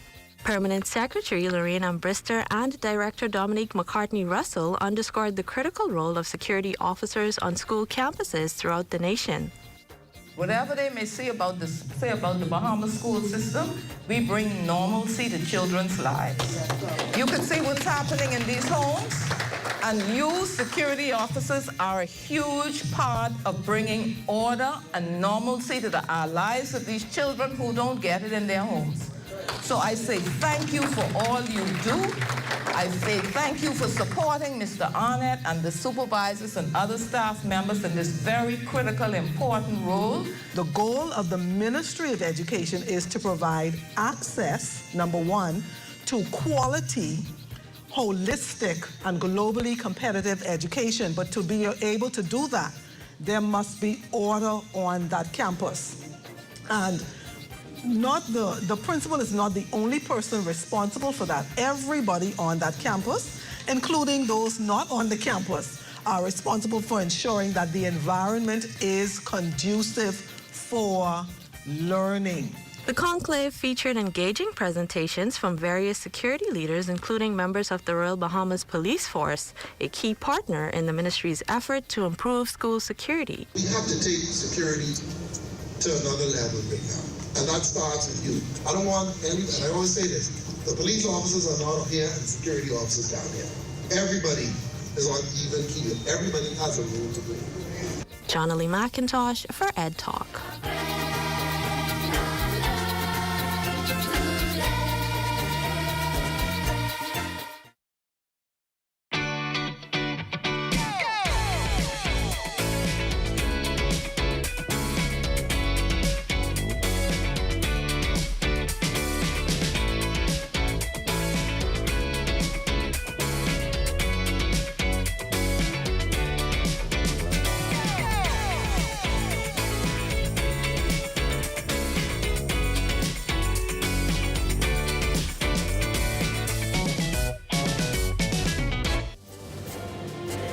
looking at a shot of Goldwyn Resorts, located across from the office of the Prime Minister on West Bay Street, just a few feet away from the ever-so-famous Goodman's Bay and the house titled La Playa. That shot is by our drone pilot, Neville Big Nev Smith, who is out there flying high. Good job, Nev. And now, on to some quick news coming out of Long Island. Let's go.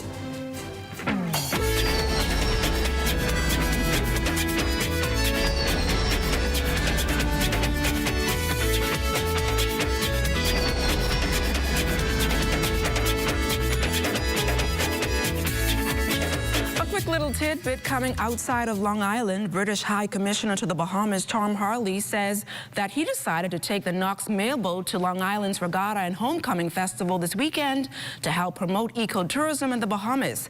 Ecotourism Day is Thursday. Destiny Reed will be on the ground in Long Island for the regatta and will make sure to look up the British High Commissioner to have a chat. Now, the British High Commissioner is expected to officially leave the Bahamas in August, and while on the rundown last week, he hinted details about his family island schedule. We've got some travelling to be doing around the family islands. We're hoping to be at Long Island for the regatta next week. That's hoping exciting. to support some of the music schools in Eleuthera, some of the sports teams in Grand Bahama and Abaco. So we've got some work to be done before we go. And my job is to make sure that we leave the relationship as positive as possible. So when my successor arrives in September, he'll be another fantastic public servant. They'll arrive and keep growing that relationship and keep deepening it for the future. MP for South Beach, the Honorable Bacchus Roll, living up to the honorable title as he donated much-needed medical supplies to the South Beach swimming pool complex. Our Amajal Knowles has the details. On Tuesday, Member of Parliament for South Beach, Honorable Bacchus Roll, donated defibrillators and other medical supplies to the South Beach swimming pools complex. Roll expressing that with summer approaching and kids entering the water, ensuring lifeguards have adequate resources to aid them is of the utmost importance. Our Bahamas is surrounded by water. And it is indeed sad for us to find that there are indeed still some Bahamians who are unable to swim. So we've partnered with South Beach Pools before, and we will continue in a Learn to Swim program for adults as well as children. The South Beach community really enjoys the fact that this pool is here. This facility is a mainstay. This facility has been here for many years, and it's been utilized by the constituents in this area as such. We are happy with the modernization and with the continued work from the lifeguards and the administrators. This is truly nation building, and this is what we're here for, to build our nation, one child after another.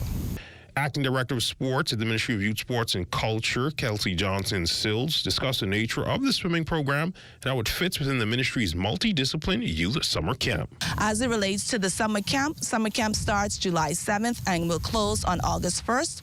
We have partnered with the Urban Renewal community centers, so we are going to be expecting about 30 to 50 kids from each center. They will all be coming here at the South Beach facilities, so our lifeguards will be well ready, and these equipment will help us safeguard those kids who will be participating in that summer program. Registration is now open for My Gateway as the ministry's youth summer camp is set to begin July 7th. For Access Now, I'm Amajal Knowles. An amazing story there, but of course that's not all. Let's take a look at what's coming up in sports. And the number of Bahamians punching their ticket to the NCAA Outdoor Championships. Details of that story and more coming up in sports. Come and visit us at Shop Smart, 'cause everything is here. Yes, we have it all for you. Toys, clothing, office supplies, appliances, custom cut blinds, bedding, drapes, and rugs. Come and visit us on Mackey Street, 2 blocks down from Wolf Road. Call us at 698-1052. Shop Smart, Shop Smart. Oh, everything is here.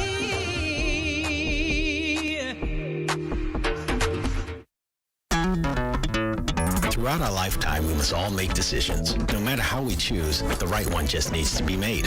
Like having J.S. Johnson Insurance Agents and Brokers as your insurance partner. We've been serving the Bahamas for over 100 years. Whether you need home, motor, marine, or commercial insurance, make the right decision. Call 397-2100 or visit jsjohnson.com. JS Johnson. Insurance, peace of mind. The internet isn't just for surfing. There's a sea of shoppers buying online, and you can connect with them on Tingsy. Tingsy is the SBDC's online storefront built for Bahamians. Take your business to the next level by selling to customers online, both at home and around the world. People want Bahamian things, and if you got things to sell, sell on Tingsy. Find out how you can connect with a sea of buyers by visiting tingsybahamas.com.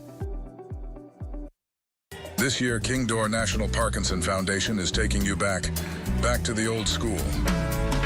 With entertainment by TMF, the band formerly known as Maze. Y'all better come on now.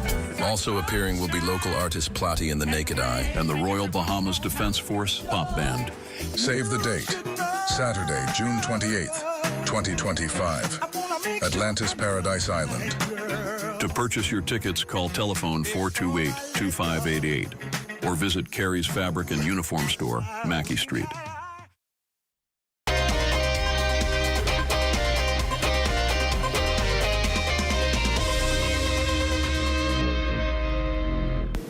Welcome to your Tuesday Sports Check, everyone. I'm Amajal Knowles, topping sports and track and field news. 5 Bahamians punching their tickets to the NCAA Outdoor Championships set for next week in Eugene, Oregon. Their sprinters Antea Charlton, Quincy Penn, Javanya Walcourt, Oscar Smith, along with javelin thrower Keyshawn Strawn. As for how they got there, Strawn, the Nebraska Cornhusker, would punch his ticket with a throw of 76.97 meters at the West Preliminaries in College Station, Texas. Over in the SEC, Javanya Walcourt punching her ticket twice with the Tennessee Lady Vols. She would qualify as a part of their women's 4x4 team, as well as in the individual 400 meters, finishing second in her heat in 51.12 seconds. The pair of Florida Gators locking up their spot as well. Quincy Penn, a part of the Gators 4x1 team that would finish 5th overall, the season's best time of 43.17 seconds. And of course, having arguably the most impressive season of any collegian this far, Antea Charlton qualifying for 3 events at this year's Outdoor Championships. She, along with Penn, will compete for the Gators in the women's 4x1. She also ran a new personal best and school record of 11.01 seconds in the women's 100 meters to finish 5th overall, and also would lock up a spot in the women's long jump as well. Over the East Regionals, Oscar Smith Jr. running for the Louisiana Tech Bulldogs, competing in the men's 110-meter hurdles, continuing a stellar season as well. He would win his heat, running a new personal best time of 13.42 seconds. We caught up with him on the accomplishment, as well as his expectations for nationals. It's always been a dream of mine to make this meet, and it feels amazing to finally live that reality out. This year I had a different drive because I started out from the sport for a year and a half of no training at all. So I wanted to prove myself right rather than prove others wrong. I knew I could come back. I give major credit to my coach, George Clare, for the personal best and consistency this season. My mindset going into nationals next week is to execute and win. That's what it's been the whole season, and especially this past weekend. I'm ready to shock the world as well as myself. I think I'm more than prepared for the moment, and I'm ready to become an All-American. And that's a look at your sports on this Tuesday. A check on weather when we return.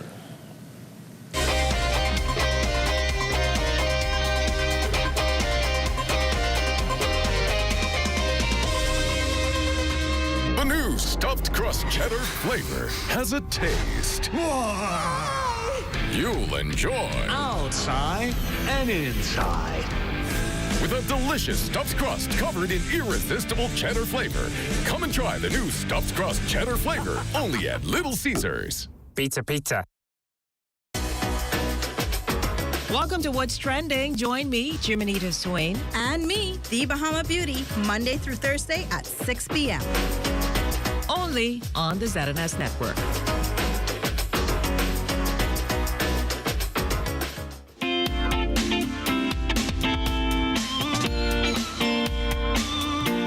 It's time now now for your access weather forecast. And as you can see, our live weather radar showing lots of shower and thunderstorm activity over the northwest Bahamas. And much of that is being advected back towards the north. We have a mid to upper level trough that coupled with a stalled out frontal system to the north of us. Yes, that's creating all of this unstable weather conditions, which will be with us right through Wednesday. But by Thursday and Friday, we'll see a bit of cloud in the forecast, but the rains will dry up, and then we'll see some sunshine as we head into the weekend. Your boating forecast tonight is brought to you by Live Business, where we bulk up your business. In the northwestern islands tonight, right into Thursday, those winds, they're going to be southeast at 12 to 18 knots. The wave height 3 to 6 feet, so caution flags are in place for the northwest Bahamas through Thursday.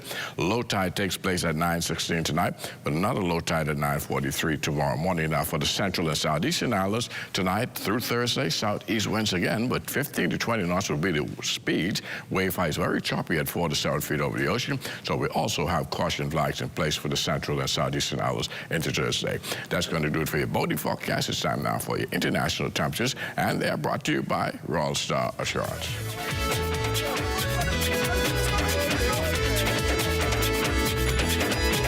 I'm a boatman, a seaman. My work is on the water. Free diving, through no line is how I survive. Listen, from Boggy to Yellowtail, from Jackfish to Killer Whale, I jump in my dinky boat and I head on down. And that's going to do it for your international temperatures, brought to you by Royal Star Assurance. But join me at 11 o'clock for a full weather update. Ladon and Melina. Thanks a lot, Basil. Lots of rain out there today. Looks like the sun will come out tomorrow, literally, Melina. Just as the song says, well, that may or may not be, but one thing we know we can look forward to is Let's Talk Socials with Matea Cunningham. Let's take a look. Your host for the social media segment, Let's Talk Socials. If you're new here, I'll give you a refresher. Let's Talk Socials is our social media recap and run through for what's trending in the world of social media. That includes apps like TikTok, Facebook, and YouTube. Today, trending on Bahamian TikTok is a cover artist by the name of Erskine Knowles, under the username Young Hearts Forever. Quite fitting in my opinion. Now, for a bit of context, Young Hearts Forever is a couples page, making very clear the union of Faye and Erskine Knowles, a Bahamian couple whose marriage has spanned the last 60 years. Erskine recently did a cover of If the Good Lord Never Goes on Holiday by Norris Carroll, Randy Knowles, and the Revolutions back in 1974. Let me be the first to tell you it was heartwarming. And as always, don't take my word for it. Check this out. If the good Lord never goes on holiday, tell me why he made the Bahamas. If the good Lord never used to come this way, tell me why he made these islands. All the sun, all the keys, all the stars, all the breeze, all the trees, all the hills, all the sun, all the thrills, and tell me why. Tell me why he made the island. Racking up a total of 17K likes when combining all of their videos, I'd say this young couple is taking TikTok by storm. Well, anywho, stay tuned for tomorrow's Let's Talk Socials because, and I'm not supposed to spoil this, but we're getting a glimpse into Bahamian folklore. Once again, I'm your host, Matea. Until tomorrow, stay cultured. Oh, what a nice surprise. They used to be my neighbors. It's so sweet to see them again. Makes me sound good, Erskine. You sound good. So maybe they should teach us how to play the guitar. Can you ask them? Yeah. Yes, I will reach out. Yes. Stay tuned. And that does it for the Bahamas Tonight Access Now this evening. Yes, but stay tuned for the rundown with Clint Watson. Good night, everybody.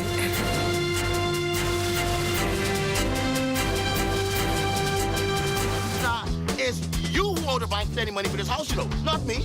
You got 30 days to make a payment in full or hand over the keys. Every woman need a little thug in her life. Just stop it. Get the hell away from me.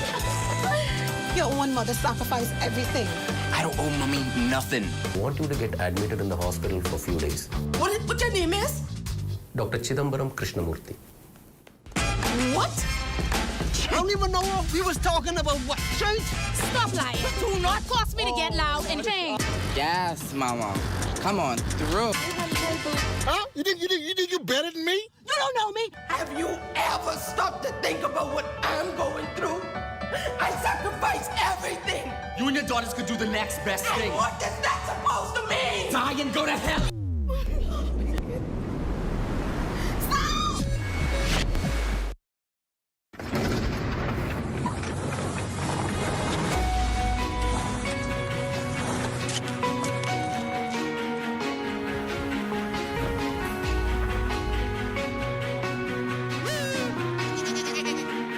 Don't miss Regatta Time at the 56th Annual Long Island Regatta in Salt Pond, beginning June 4th at 4 p.m. right here on the ZNS Network. Bye. No, forget about it. I look out my window and I see all my jumps removed. Well, if it's such a big deal, move them back. Mind if I bring Ty along?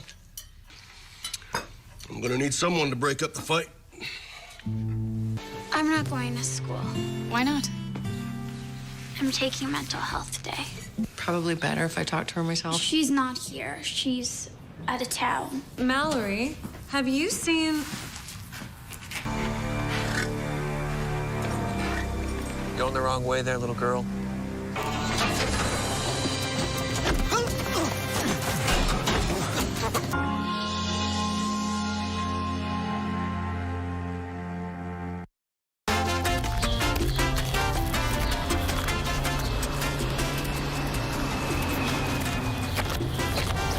Here, these for you.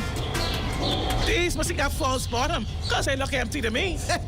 Not for long. You taking us shopping right now. For what?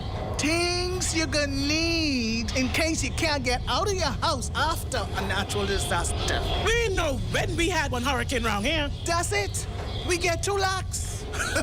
It ain't only hurricane, we gotta worry about, we could have tsunami, or we could have earthquake. And they don't give you no time to go shopping. What kind of earthquake? Scientists just find one faulty line over there by my corner. And even though they say it's stationary, it's there. So we need to go and get our survival kit. Like what? What you mean, like what? Plastic bag to put your important papers in, like water, medication, flashlight, radio, canned goods, things you need, things you might need, just in case you can't get out of your house after a natural disaster. These 2 plastic containers, the children them could paint them up in their special colors so they could know what they're looking for when you send them to look for it. That's one thing I like about you. You always ready.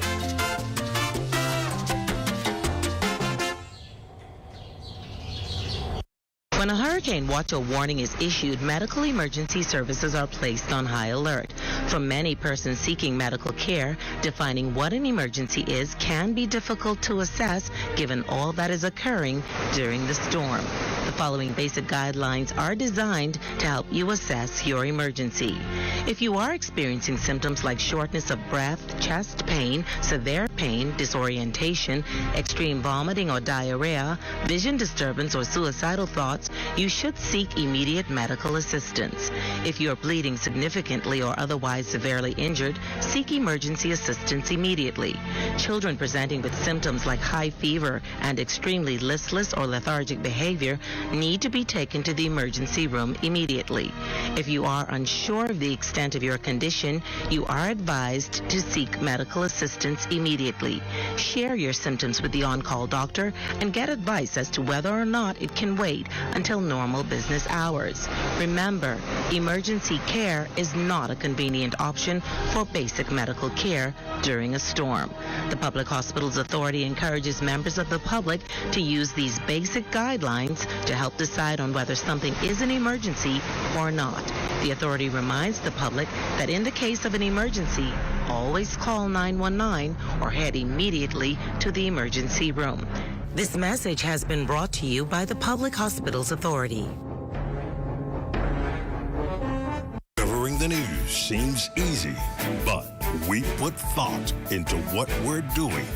The Bahamas Tonight Access Now, here to inform, educate, and entertain.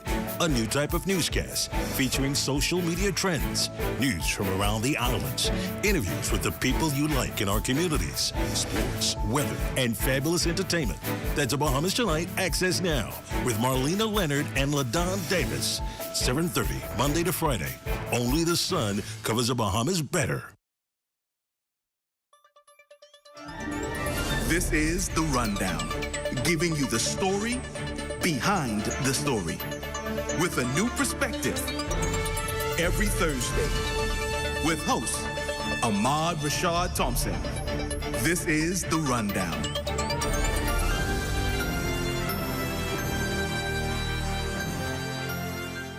When a hurricane watch or warning is issued, medical emergency services are placed on high alert.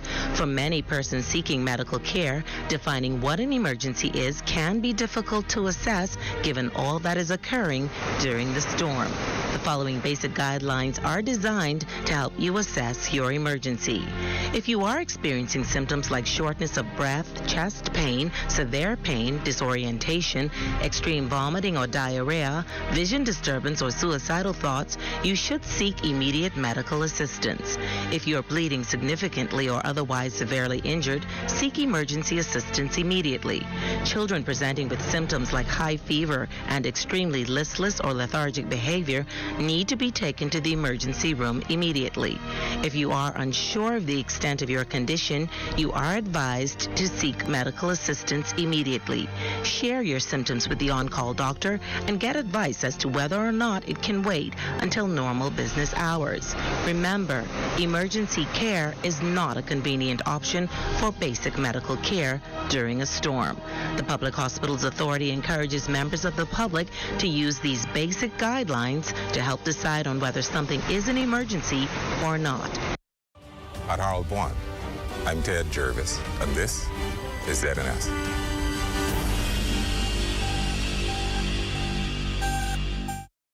The Rundown is brought to you by Commonwealth Brewery Limited.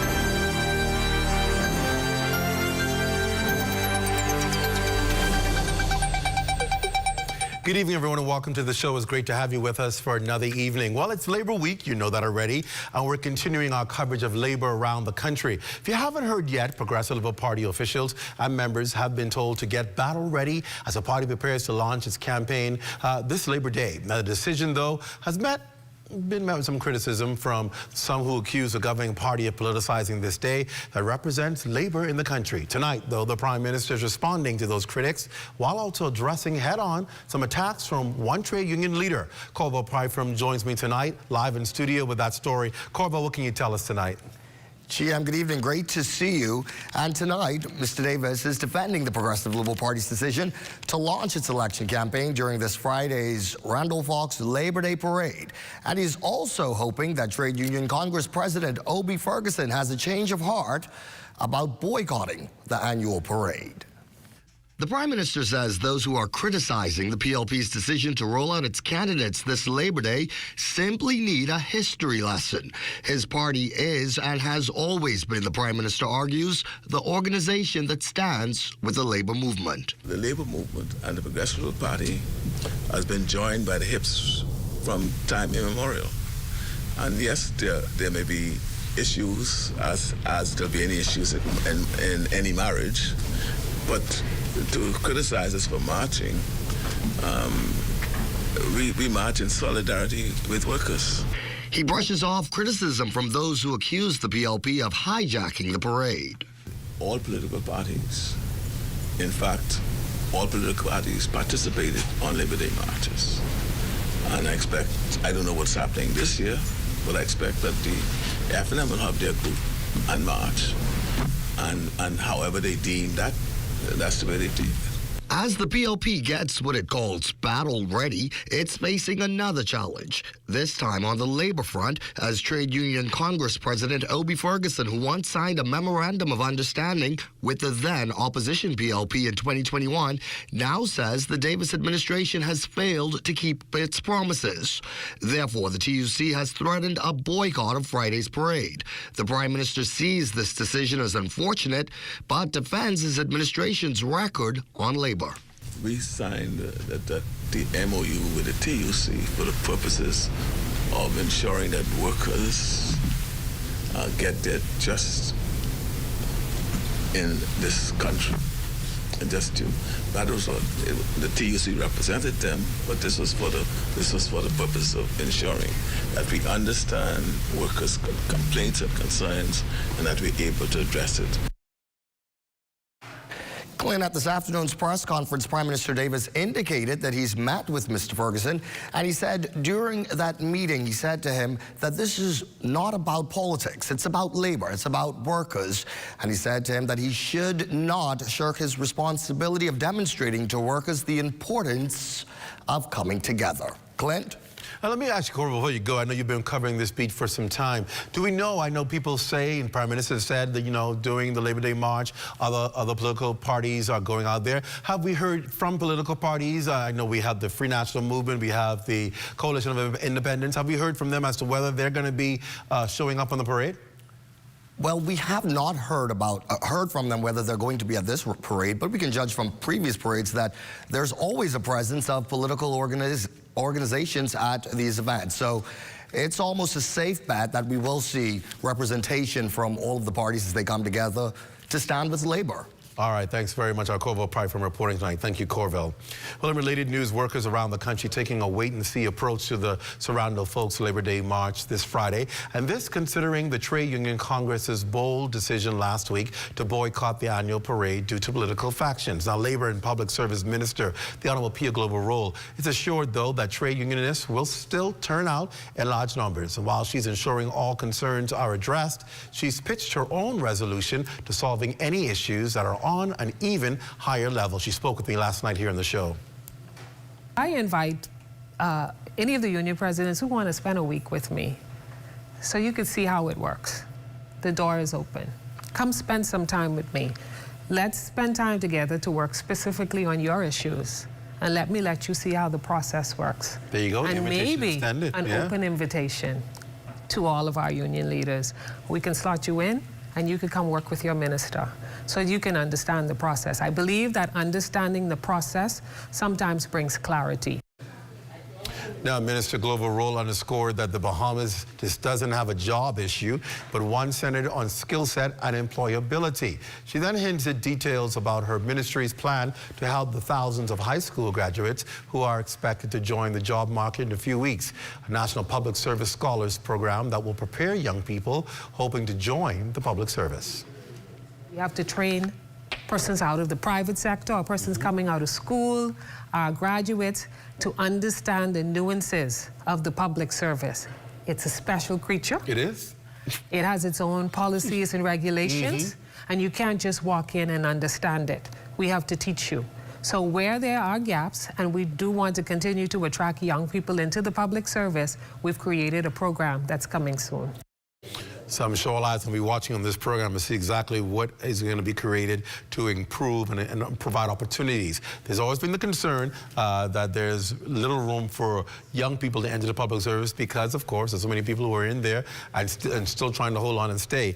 She said they have a program for that. We're going to watch and see that happen. So what I thought was so interesting is the fact that the Minister of Labor says the issue is not jobs. There are jobs out there vacant, looking for people to fill them.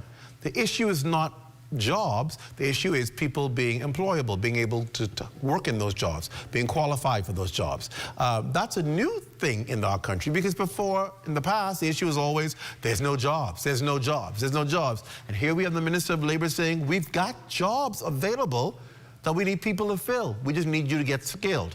And I think that sends a whole clarion call that we're in a different situation in our country now where jobs are available.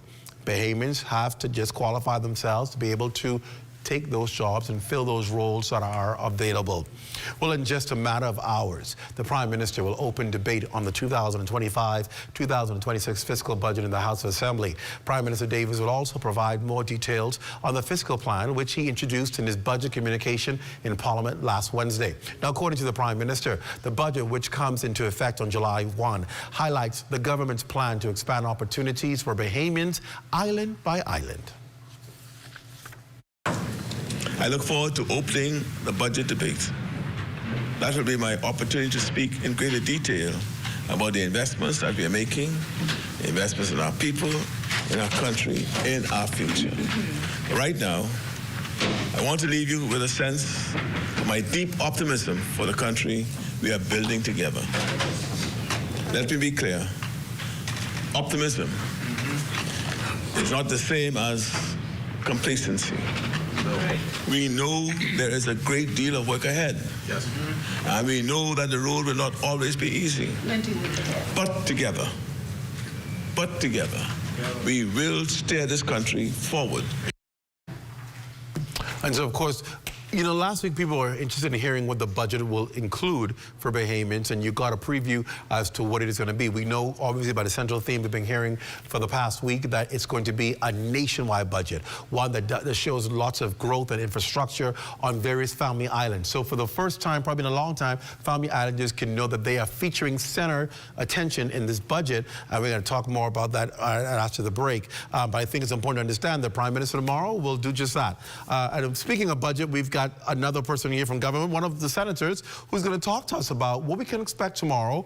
We talked about the island by island. Well, what are some of the breakdowns for these islands? We're going to get closer talking about the budget and preparation for the Prime Minister's address tomorrow when he takes a deeper dive. And we're going to do that right after the break. Then a little later, we're going to talk. It's Labor Week. And we're talking to one of the heads. We're talking to the head of one of the local umbrella unions, Belinda Wilson. We're going to talk to Belinda Wilson tonight during Labor Week. And then, of course, we love promoting those organizations that are doing big things for people.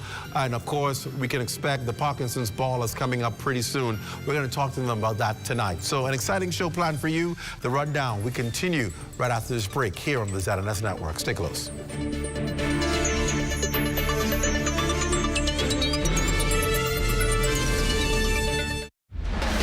Planning the execution of a newscast is serious business. From the assignment to the concept of the story, everything has to be precise, on point, always.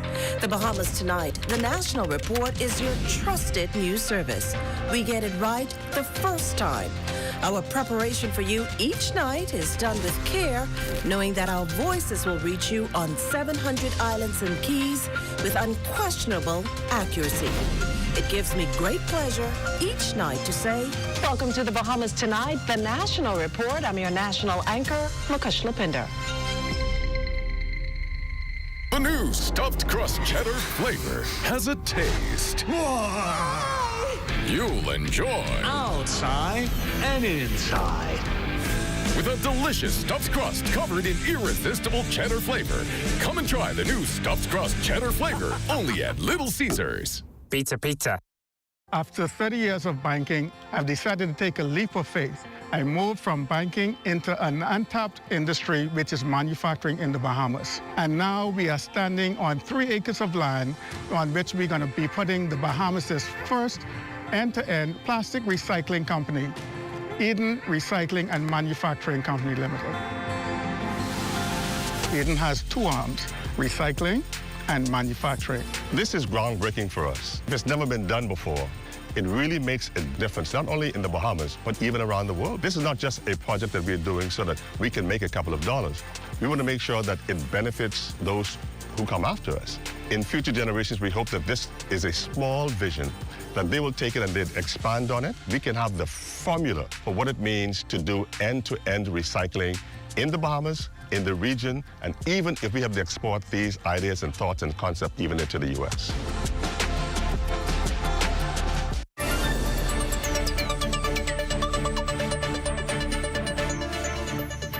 Welcome back to the Rundown. A special good night to all of you who are joining us in the lines in on Facebook, those of you joining us by YouTube, those of you watching your various cable platforms, whether here around the country, the Turks and Caicos Islands, the Caribbean, or internationally. It is always a pleasure to have you join us on the Rundown. Welcome. Well, expanding opportunities island by island is a mandate of the 2025-2026 budget. As we previously mentioned, Minister of Finance, Prime Minister, the Honorable Philip Davis, starts debate in the House of Assembly tomorrow, laying his administration's foundation for an efficient fiscal plan that will benefit the entire country. Once debate is completed in the lower chamber, it moves to the upper chamber, the Senate, where senators will have their say. Among them will be Senator the Honorable Darren Pickstock, who also doubles as Bahamas Agricultural and Industrial Corporation Executive Chairman. He's here tonight to highlight the government's goal of executing fiscal responsibility. Senator, welcome. It's good to have you back. Good. Thank you. It's good to be here. So tomorrow the debate kicks off, right? And like some people, this is where all of the action, all of the drama begins to unfold, because no doubt a year ahead of election, people are talking, people are going to be trying to get the attention of people with the budget, but the government has to do serious business. It has to get down to explaining to the Bahamian people its agenda for the next year. Right. What this budget will mean for Bahamians. I often tell people that you hear the budget communication when it's presented, and now the debate begins to break down line by line, precept upon precept, ministry by ministry, department by department, what this budget will mean for people who are impacted by those various areas, those various ministries, what it means for them as far as programs, what it means for them as far as opportunity, what it means for them as far as future investments, right? And so it's a big assignment. Yes. What can we expect come tomorrow? Well, I mean, first of all, Clint, thank you. And, you know, first of all, the government is taking on very big challenges. Mm-hmm. You know, it's very important to understand that when the administration came in office, our economy was falling almost off a cliff. Mm-hmm. And so there was a lot of heavy lifting to sort of bring our economy back on track. Yes. Right? And I think it's important to not acknowledge that up front. And so the government took that challenge on. So now this budget reflects the government's priorities, its action plan, what it expects, its vision, what it expects to see going forward. And so that's why the government is investing more in education to give our people more opportunities. The government is expanding and investing in infrastructure across the length and breadth of the Bahamas. I mean, if we look at places like Exuma, Eleuthera, we saw that a contract was signed for Long Island today, and Cat Island. We see that there are roads being paved. We see that there are infrastructural upgrades happening in the Family Island docks and bridges.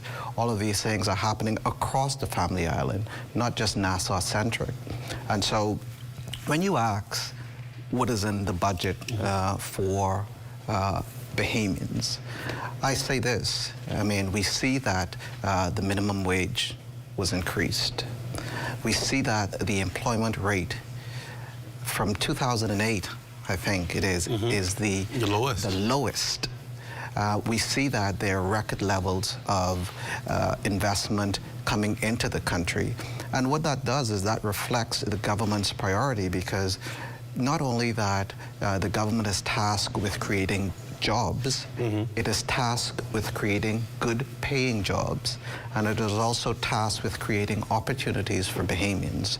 And so that is what you can see. You see the government's priority as it relates to healthcare.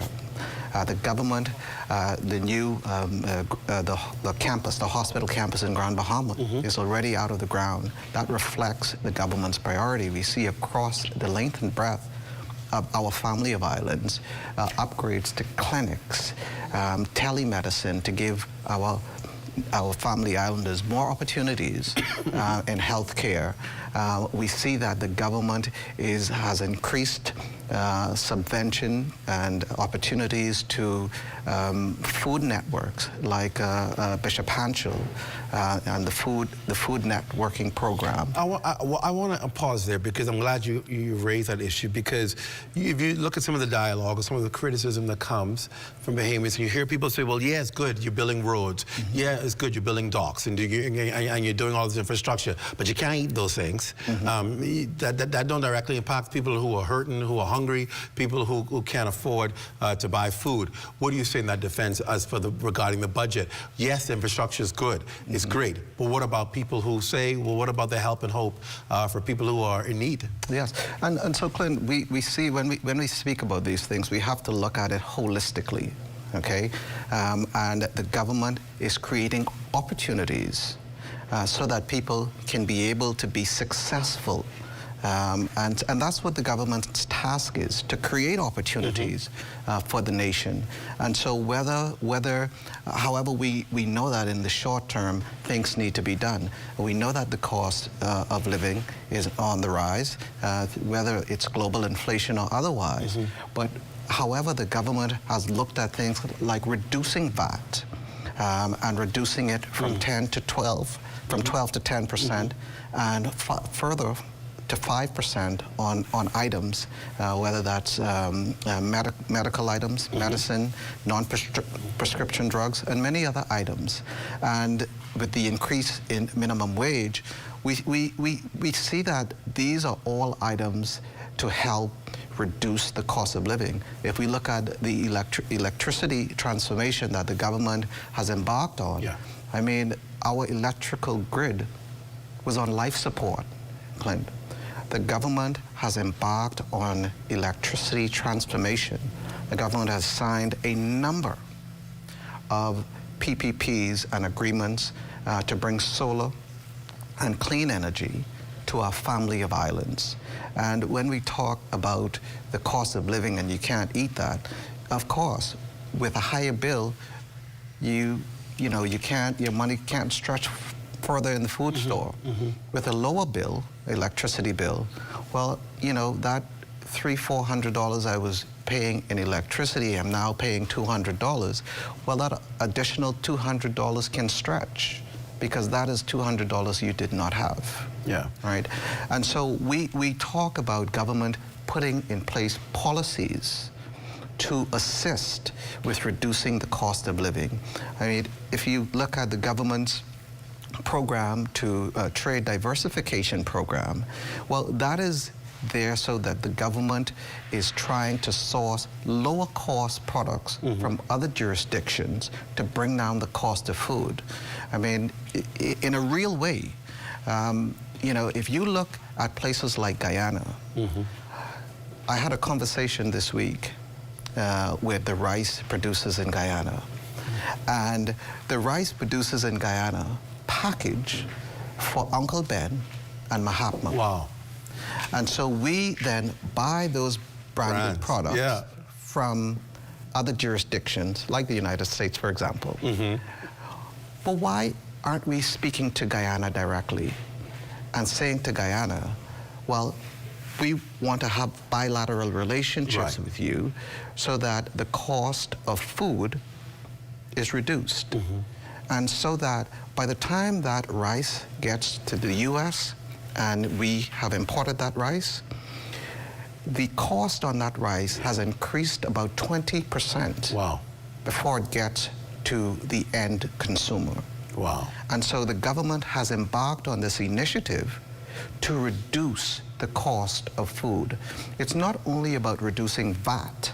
You have to reduce the base cost of the food. And that is where it is, and that is the mantle the government has taken up.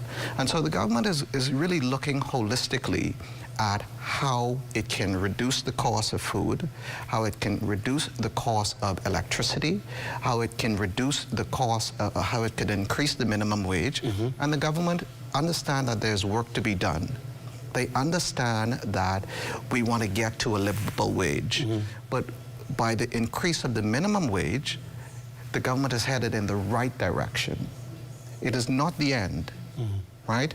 And so, the government is doing a number of things to increase, to reduce the cost of living. You have the opportunity to head BAIC, and how does that this budget will impact the work that you do, that there are a number of initiatives that VIC has led to bring relief to people, opportunities, and I guess you probably can share some of those. How do you anticipate it'll be impacted by this budget? Well, the budget has, for the Ministry of Agriculture, and BAIC falls under the ministry, has increased, the government has increased its allocation to the increase? Yes, from $25 to $35 million.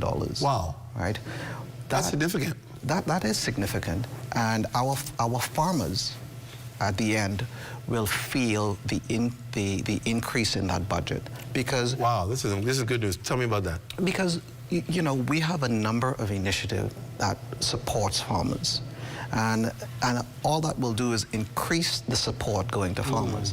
Because at the end of the day, the government cannot achieve food security on its own. Yeah. We have to engage our farmers. Our local farmers are doing great things throughout the length and breadth of the Bahamas. I mean, last week, the produce exchange was brimming over with produce produced by our farmers. I mean, and if you had walked into the exchange, you would have been so proud to see that our farmers are doing great things. So there is no need to reinvent the wheel. We just need to support our farmers. There you go. And that is what the government is set on doing, supporting our farmers through the increase of the subvention to the Ministry of, increase of the allocation, I beg your pardon, through the Ministry of Agriculture and Marine Resources and BAIC. And so that's why we are looking at egg security. And that's why we are looking at creating an industry. It's not only about building a chicken coop. This is an industry. You know, that's why the government is intent on the piggery program to ensure that things that Bahamian utilize the most, we can produce and grow right here in the Bahamas, and it doesn't go through at least 4 parties before it comes to the end consumer. And that's where we're seeing the cost increase. Bahamians are obviously looking toward this budget and wondering, is this going to make life overall better for me? How do you answer that question? Absolutely, it will make life overall easier, because with the initiatives there in the budget, it gives opportunities. It gives opportunities in education. It gives opportunities for government to now give security to Bahamians by virtue of whether it's government building more homes, so that people can have a sense of belonging and pride and be in their own homes. It gives a sense of the government increasing the subvention to various ministries, and whether that be social services as well, because the budget has been increased to social services to give more of our agencies the support they need to feed the vulnerable among us. And so, again, that is a direct impact, whether it's the subvention to BPL, whether it's the signing of the numerous solar deals to bring down the cost of electricity. All of these things, Clint, they have an overall impact to everything, to the cost of living and bringing down the cost of living. And through the government's policies, that is how we, the consumer, and our fellow Bahamians will be impacted by the reduction in what they see. What do you say to those who are skeptical, the detractors, those who are just not sure because they believe there's a lot of political rhetoric in it? What do you say to the person who's watching tonight who may have doubts about whether there's real relief or whether this really represents a step in the right direction? What do you say to that person who's thinking about that tonight? Well, I mean, you understand that over the course of many administrations, Bahamians have a right to be skeptical because they've seen these things, they've been made promises over successive administration, and nothing has happened, or very little has happened, right? And so there is cause for them to be skeptical. But I believe in the Brave Davis administration. I think the government has proven itself on many fronts, and you can only judge by what has happened. Yeah. Right? Whether it's the signing of the Grand Lucayan deal that has been pending for so long, right? Grand Bahamians can now feel a relief. They can feel a new energy. Whether it's the celebration key that will be opening next month, these are real, tangible things. Whether it's the Xanadu Hotel that has just been sold, these are tangible things to inject life, real substantive things to give Bahamians hope. You know, that's where we're going to get some good paying jobs. That is where we're going to get, and it's not only about jobs, but that is where we're going to get entrepreneurial opportunities for Bahamian, because that is where it is. It's one, ensuring that people can feed their families. Two, it's ensuring that people have a sense of pride. And it's all about our small businesses, and that's why it's important, because our small businesses are the lifeblood of the economy. So when Pinta didn't show up to the signing, you know, it sent a very negative signal to Grand Bahamians. If you can't show up for me, then don't come to me during election time.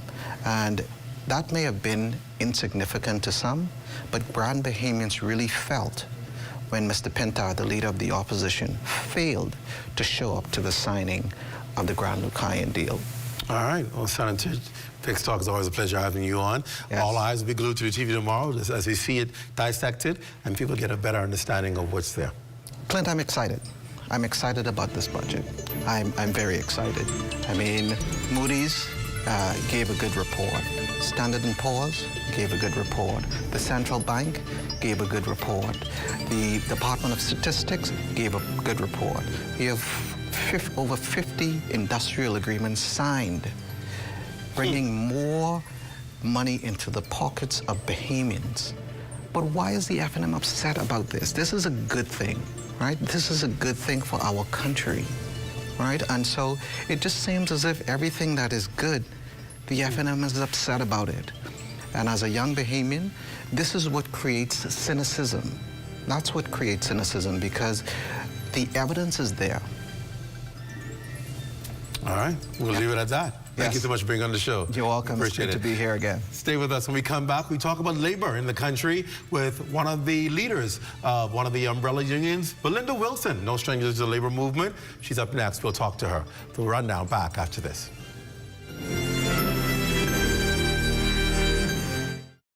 Got termites and need to get rid of them fast, trust Rent-A-Kill Initial. With over 60 years experience in the Bahamas, the global brand, training, and expertise can't be beat. Only Rent-A-Kill Initial gives you a 3-year warranty and payment plan options on termite fumigation. No one can match the range of treatments we offer, such as fumigation, pre-construction treatments, termite monitoring, and more. No matter where you are in the Bahamas, we will come to you. When it comes to complete termite eradication, there's only one name, Rent-A-Kill Initial.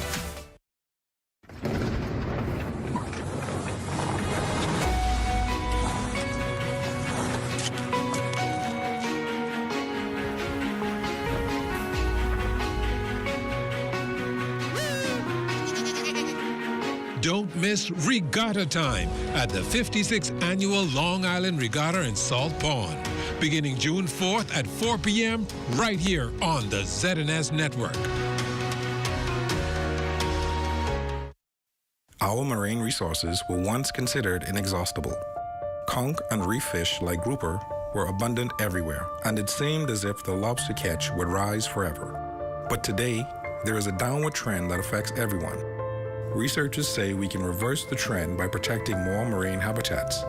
And the good news is that most Bahamians strongly support efforts to halt further decline. Tripling the size of our network of marine parks will mean more fish and conch for everyone, now and for the future, as well as more recreational and ecotourism opportunities. Today, only 10% of our waters are protected. Surveys show that most Bahamians consider protection of our marine environment to be a top national priority. More protection means more benefits for everyone, now and in the future. It's a win-win-win strategy for the economy, for Bahamians, and for nature. Protect our sea. Protect our way of life. Protect the Bahamas. See the future. Visit Bahamas Protected on Facebook to learn more about marine protected areas.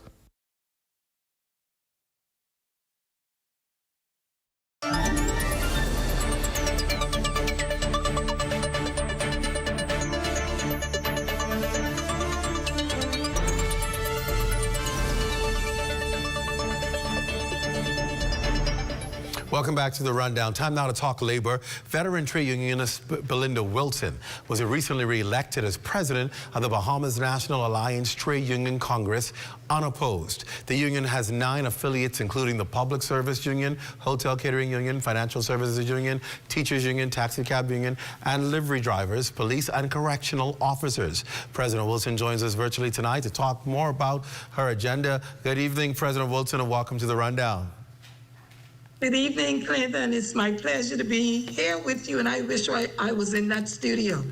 We sure wish you were here as well. But nonetheless, virtual can work just as good tonight. I want to talk about it. This is Labor Week, and we talk about Labor Week, and I think people focus and center on the Labor Day march. But I don't know, people talk enough about the reason for why we celebrate Labor Week and Labor Day. As a trade unionist, a veteran trade unionist who has been a leader in the industry in the sector for so many years, what is the significance of Labor Day? Labor Day is very significant for not only the trade unionists, but also for workers. It is the one day that's set aside for workers to be on display, for us to be able to not only march in unity, but to show solidarity among our various trade unions and workers in general. And a big thank you to Sir Randall Fox and his team for the work that they've done to cause us to have the foundation that we now stand on. One of the organizations that trade unionists are part of and look to for guidance is the ILO, and a lot of the conventions that the ILO put in place. In your opinion, where are we as a nation with regard to conventions and guidelines for labor relations and labor in the country? We are not where we should be, especially with the ILO conventions. And there's a lot of talk about the Memorandum of Understanding. And actually, the Memorandum of Understanding states that the ILO conventions, and they name them. So ILO Convention 29, 87, 98, 100, 105, 111, 138, 182.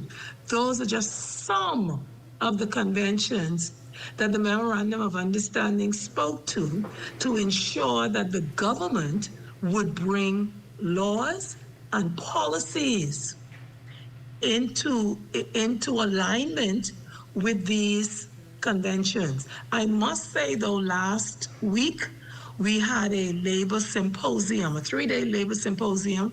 We had persons from the ILO technical officers, and our discussion really centered around Convention 183, which is maternity leave. Mm-hmm. However, when you look at it, the maternity leave convention was something that was ratified from 2000, that's 25 years ago. Wow. We also delve into Convention C-155, which deals with occupational health and safety in the workplace, and Convention 187, which is a framework that works along with Convention C-155. And guess what? Convention C-155, that is 43 years old. And the Bahamas, the two conventions I just spoke about, C-183, maternity, and C-155, occupational health and safety, the Bahamas has not yet ratified those conventions. So yes, we may say that we have ratified other conventions, and we usually boast that we are the first in the Caribbean. However, these conventions would deal with the day-to-day operations. When you talk about health and safety, you could have injury in the workplace or in the cause of doing your work. When you talk about maternity leave, where we have so many hundreds of thousands of women that are in the workplace, these are important to workers. Explain to people what we're looking by ratifying these. By ratifying these, what would it do for the workplace? For example, maternity. Is it designed to give maternity leave a longer period of time? And for health and safety, what is it saying that we're looking to sign on to, and how would that improve working conditions? Okay, when you look at the Convention 183 for maternity leave, they're looking and proposing extending the 12 weeks. So you have some countries that have 18 weeks now, some have 16 weeks. The Bahamas, we're looking at 14 weeks. We keep talking about the murders on the street. We keep talking about our children probably not performing as well as they should educationally. But that goes back to bonding. So the mothers being able to bond with their babies. There's also a section in this maternity convention that speaks to breastfeeding. And you would have the breastfeeding advocates that say, hey, that's better than the bottle milk. So the maternity leave, which then gives the mother more time to bond with the baby, with the children, to nurture the child. That can be, I believe, you may not see the results of that right now, but later on, I think could be very, very important, because you're talking about parents spending quality time. When we talk about Convention C-155, which is occupational health and safety in the workplace, you know you can have injuries in the workplace. You have some persons in this country who've died at work. So when the workplace is not conducive, then we should have the law, we should have policies and procedures that gives the worker that right to remove themselves from any place that can cause injury or that can cause harm to their health and safety. So it's very important, and it's fundamental. Let's talk about your affiliate, your groups of your union. You had a new affiliate group. Before, in the past, there was TUC and there was NCTUB. You made the bold and daring move to start a third umbrella union. For those who may not understand why was that necessary and important for you? Okay, first of all, the Bahamas Union of Teachers, which I had in 1993, was one of the unions that formed the NCTUB. The BUT was one of the founding. However, I can say to you, the signing of the Memorandum of Understanding was one of the reasons why the BNATUC was formed and established. And I'm going to say it as quickly as I can. Yes, Mr. Obie Ferguson signed the MOU, but persons keep forgetting that Bernard Evans, who was the president at the time for the NCTUB, he signed the MOU. And there were 6 affiliates, the Bahamas Union of Teachers included. We saw the signing when it came over the television news, when it was in the media. So Mr. Bernard Evans, he never came to the affiliates and said to us, this is a draft of an MOU. We are looking at speaking with several political parties. We also speaking with the government to see how best we can get them to agree. So we took exception of our president signing a document purporting to be on our behalf when we never saw it, We had no input in it, and we were not there for the signing. So a lot of people are saying, oh, they were against the MOU. No, read my lips. We could not be against an MOU that we never even knew existed. So we were against the manner in which our president signed a document purporting to be on our behalf that we never saw, and we had no knowledge of what was therein. It was based on that you formed your umbrella union. How are things working with that umbrella union? Tell us a bit about that. Well, we, at present, we have 9 affiliates, and I must say to you, within the last couple of days, I had at least about 2 or 3 other unions, associations, who've contacted me, and they are very much interested in joining the Bahamas National Alliance Trade Union Congress.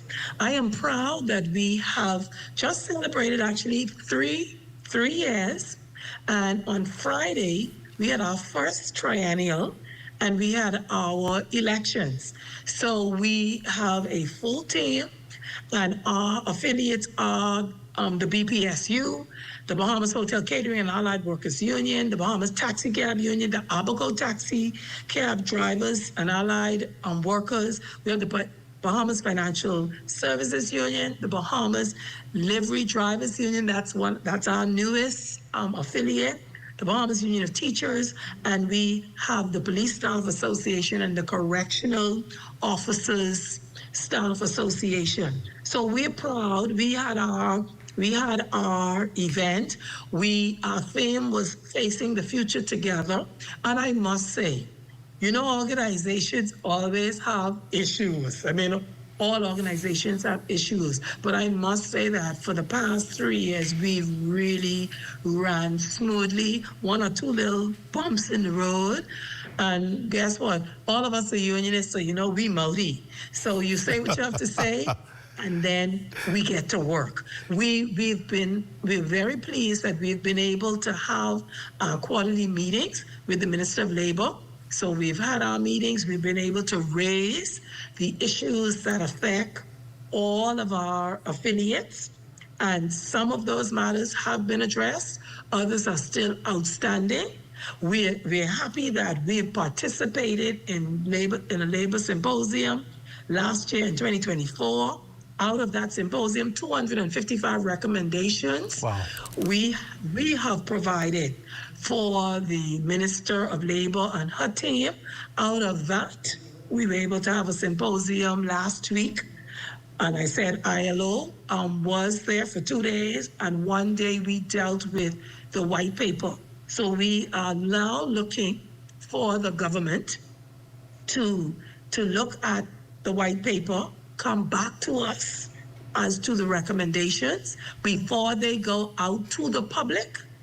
And we really look forward to some changes. And the white paper is dealing with amendments to the Industrial Relations Act, amendments to the Employment Act, and we are adamant that the Industrial Tribunal Bill must be passed, must be implemented, because we want to make sure that the common man is able to go into the Industrial Tribunal, and the judge that gives a ruling, we want to make sure that that ruling is adhered to, and that the worker, the common man, is able to benefit from the ruling. As it is now, the Industrial Tribunal is unable to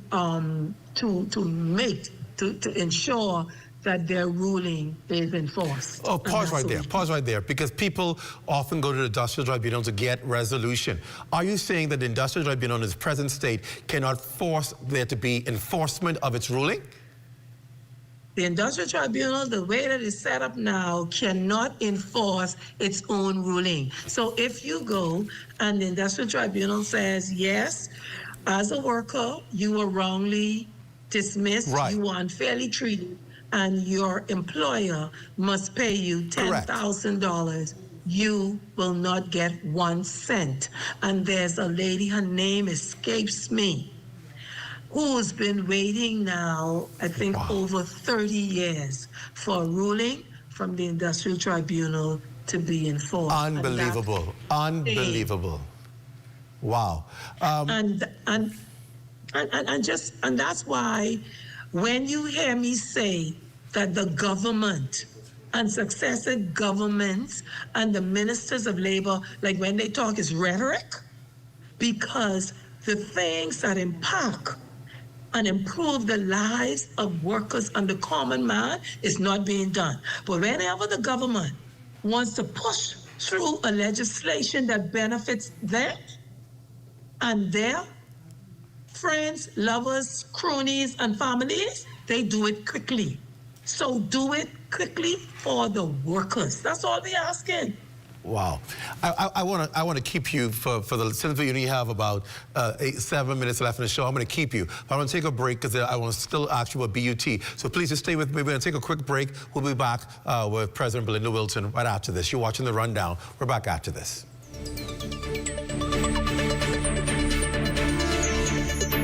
Tired of looking at the same old kitchen? Step 1. Our talented recommended designer Mark crafts a custom design just for you. Step 2. Once your design is ready, CBS Bahamas makes ordering effortless. Your dream kitchen is within reach. Step 3. Our recommended installers bring your vision to life, ensuring every detail is perfectly in place. Sit back and relax as your dream space becomes a reality. Visit cbsbahamas.com and start bringing your home improvement dreams to life today. Mailboat service is a critical service to the islands of the Bahamas. Certainly, Andrews has always been there and dear to us. That's where we're born and raised. And so we play a crucial role in advancing the growth and development of Andrews. Customers want service and they want consistency. From the start, that's been our commitment. We work to sail on time every time. Our customers have come now to expect this from us. And one of the biggest challenges we've had was finding adequate funding. SPDC from the very start has been a lifesaver. My advice to young people, if you have a vision, a passion, an idea, go for it. Don't give up. It's not easy. If it was, everybody would be doing it. Be consistent and you'll get there.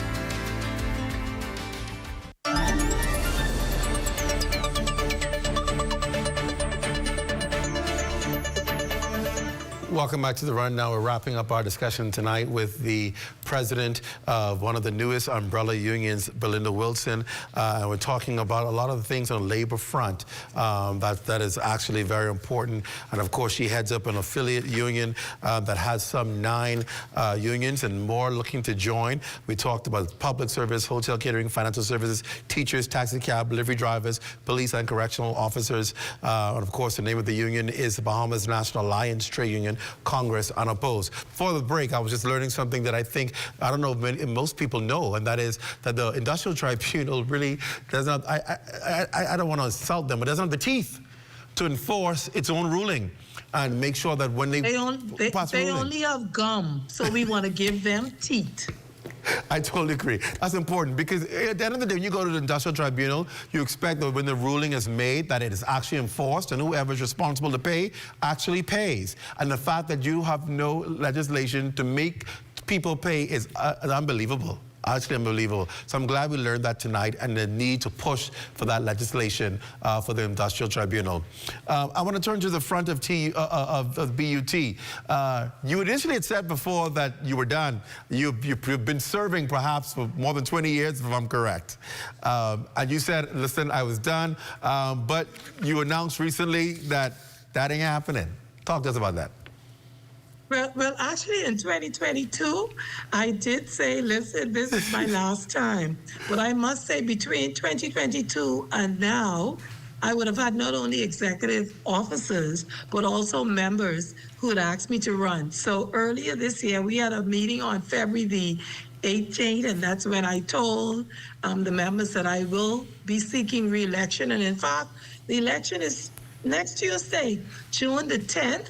And I am very confident that I will be returned as the president of the Bahamas Union of Teachers. I want to also say, though, I don't take that for granted, but I'm honored. I am humbled that they have allowed me to serve them for so long. But what I want to say, though, is your work, your gift, the Bible tells you, your gift makes room for you.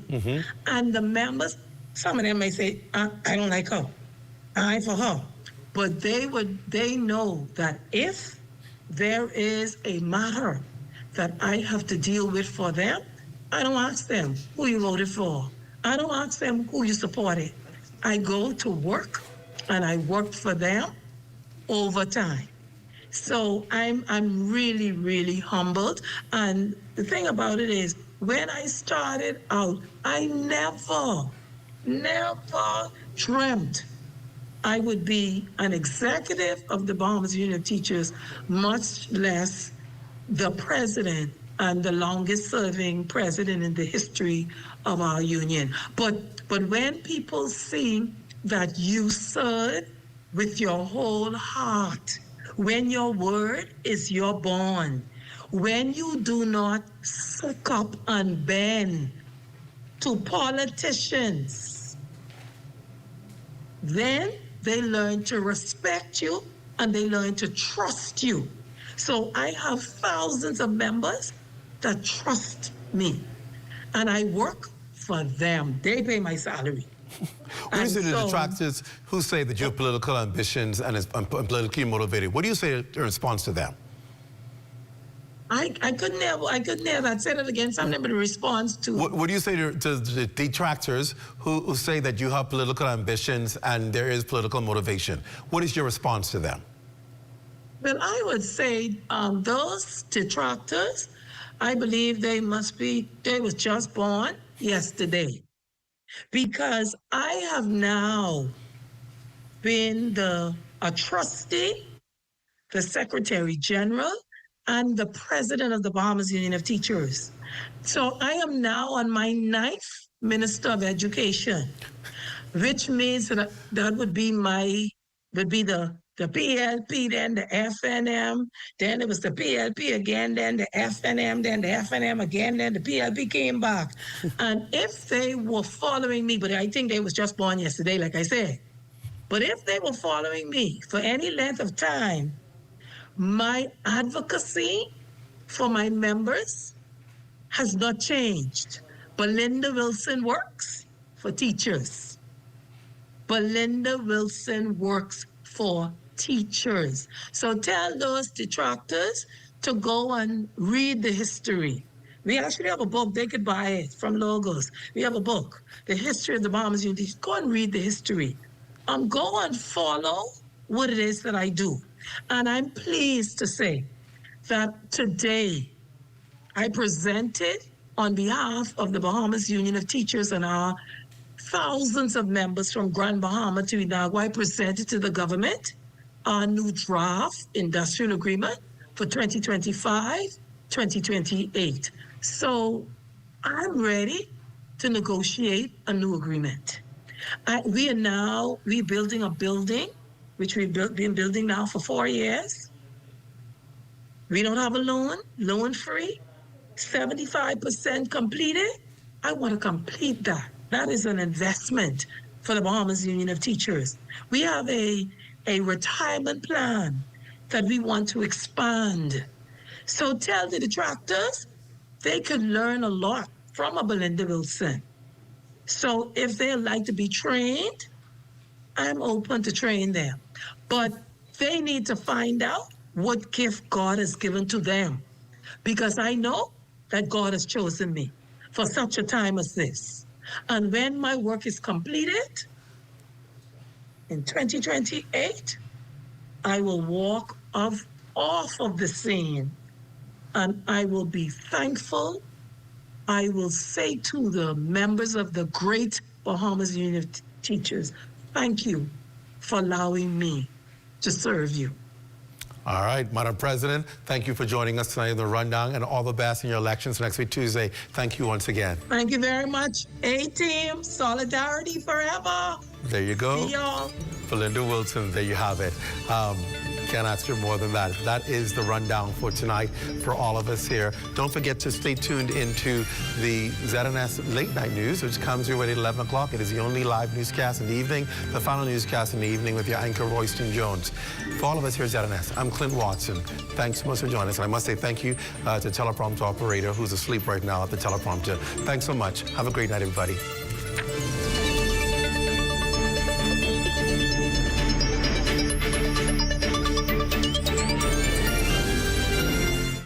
At Fort Montague, I'm Opal Roach. This is ZNS.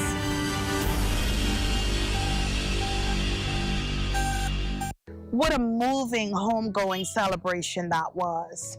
It is finished. The battle is over. Or is it?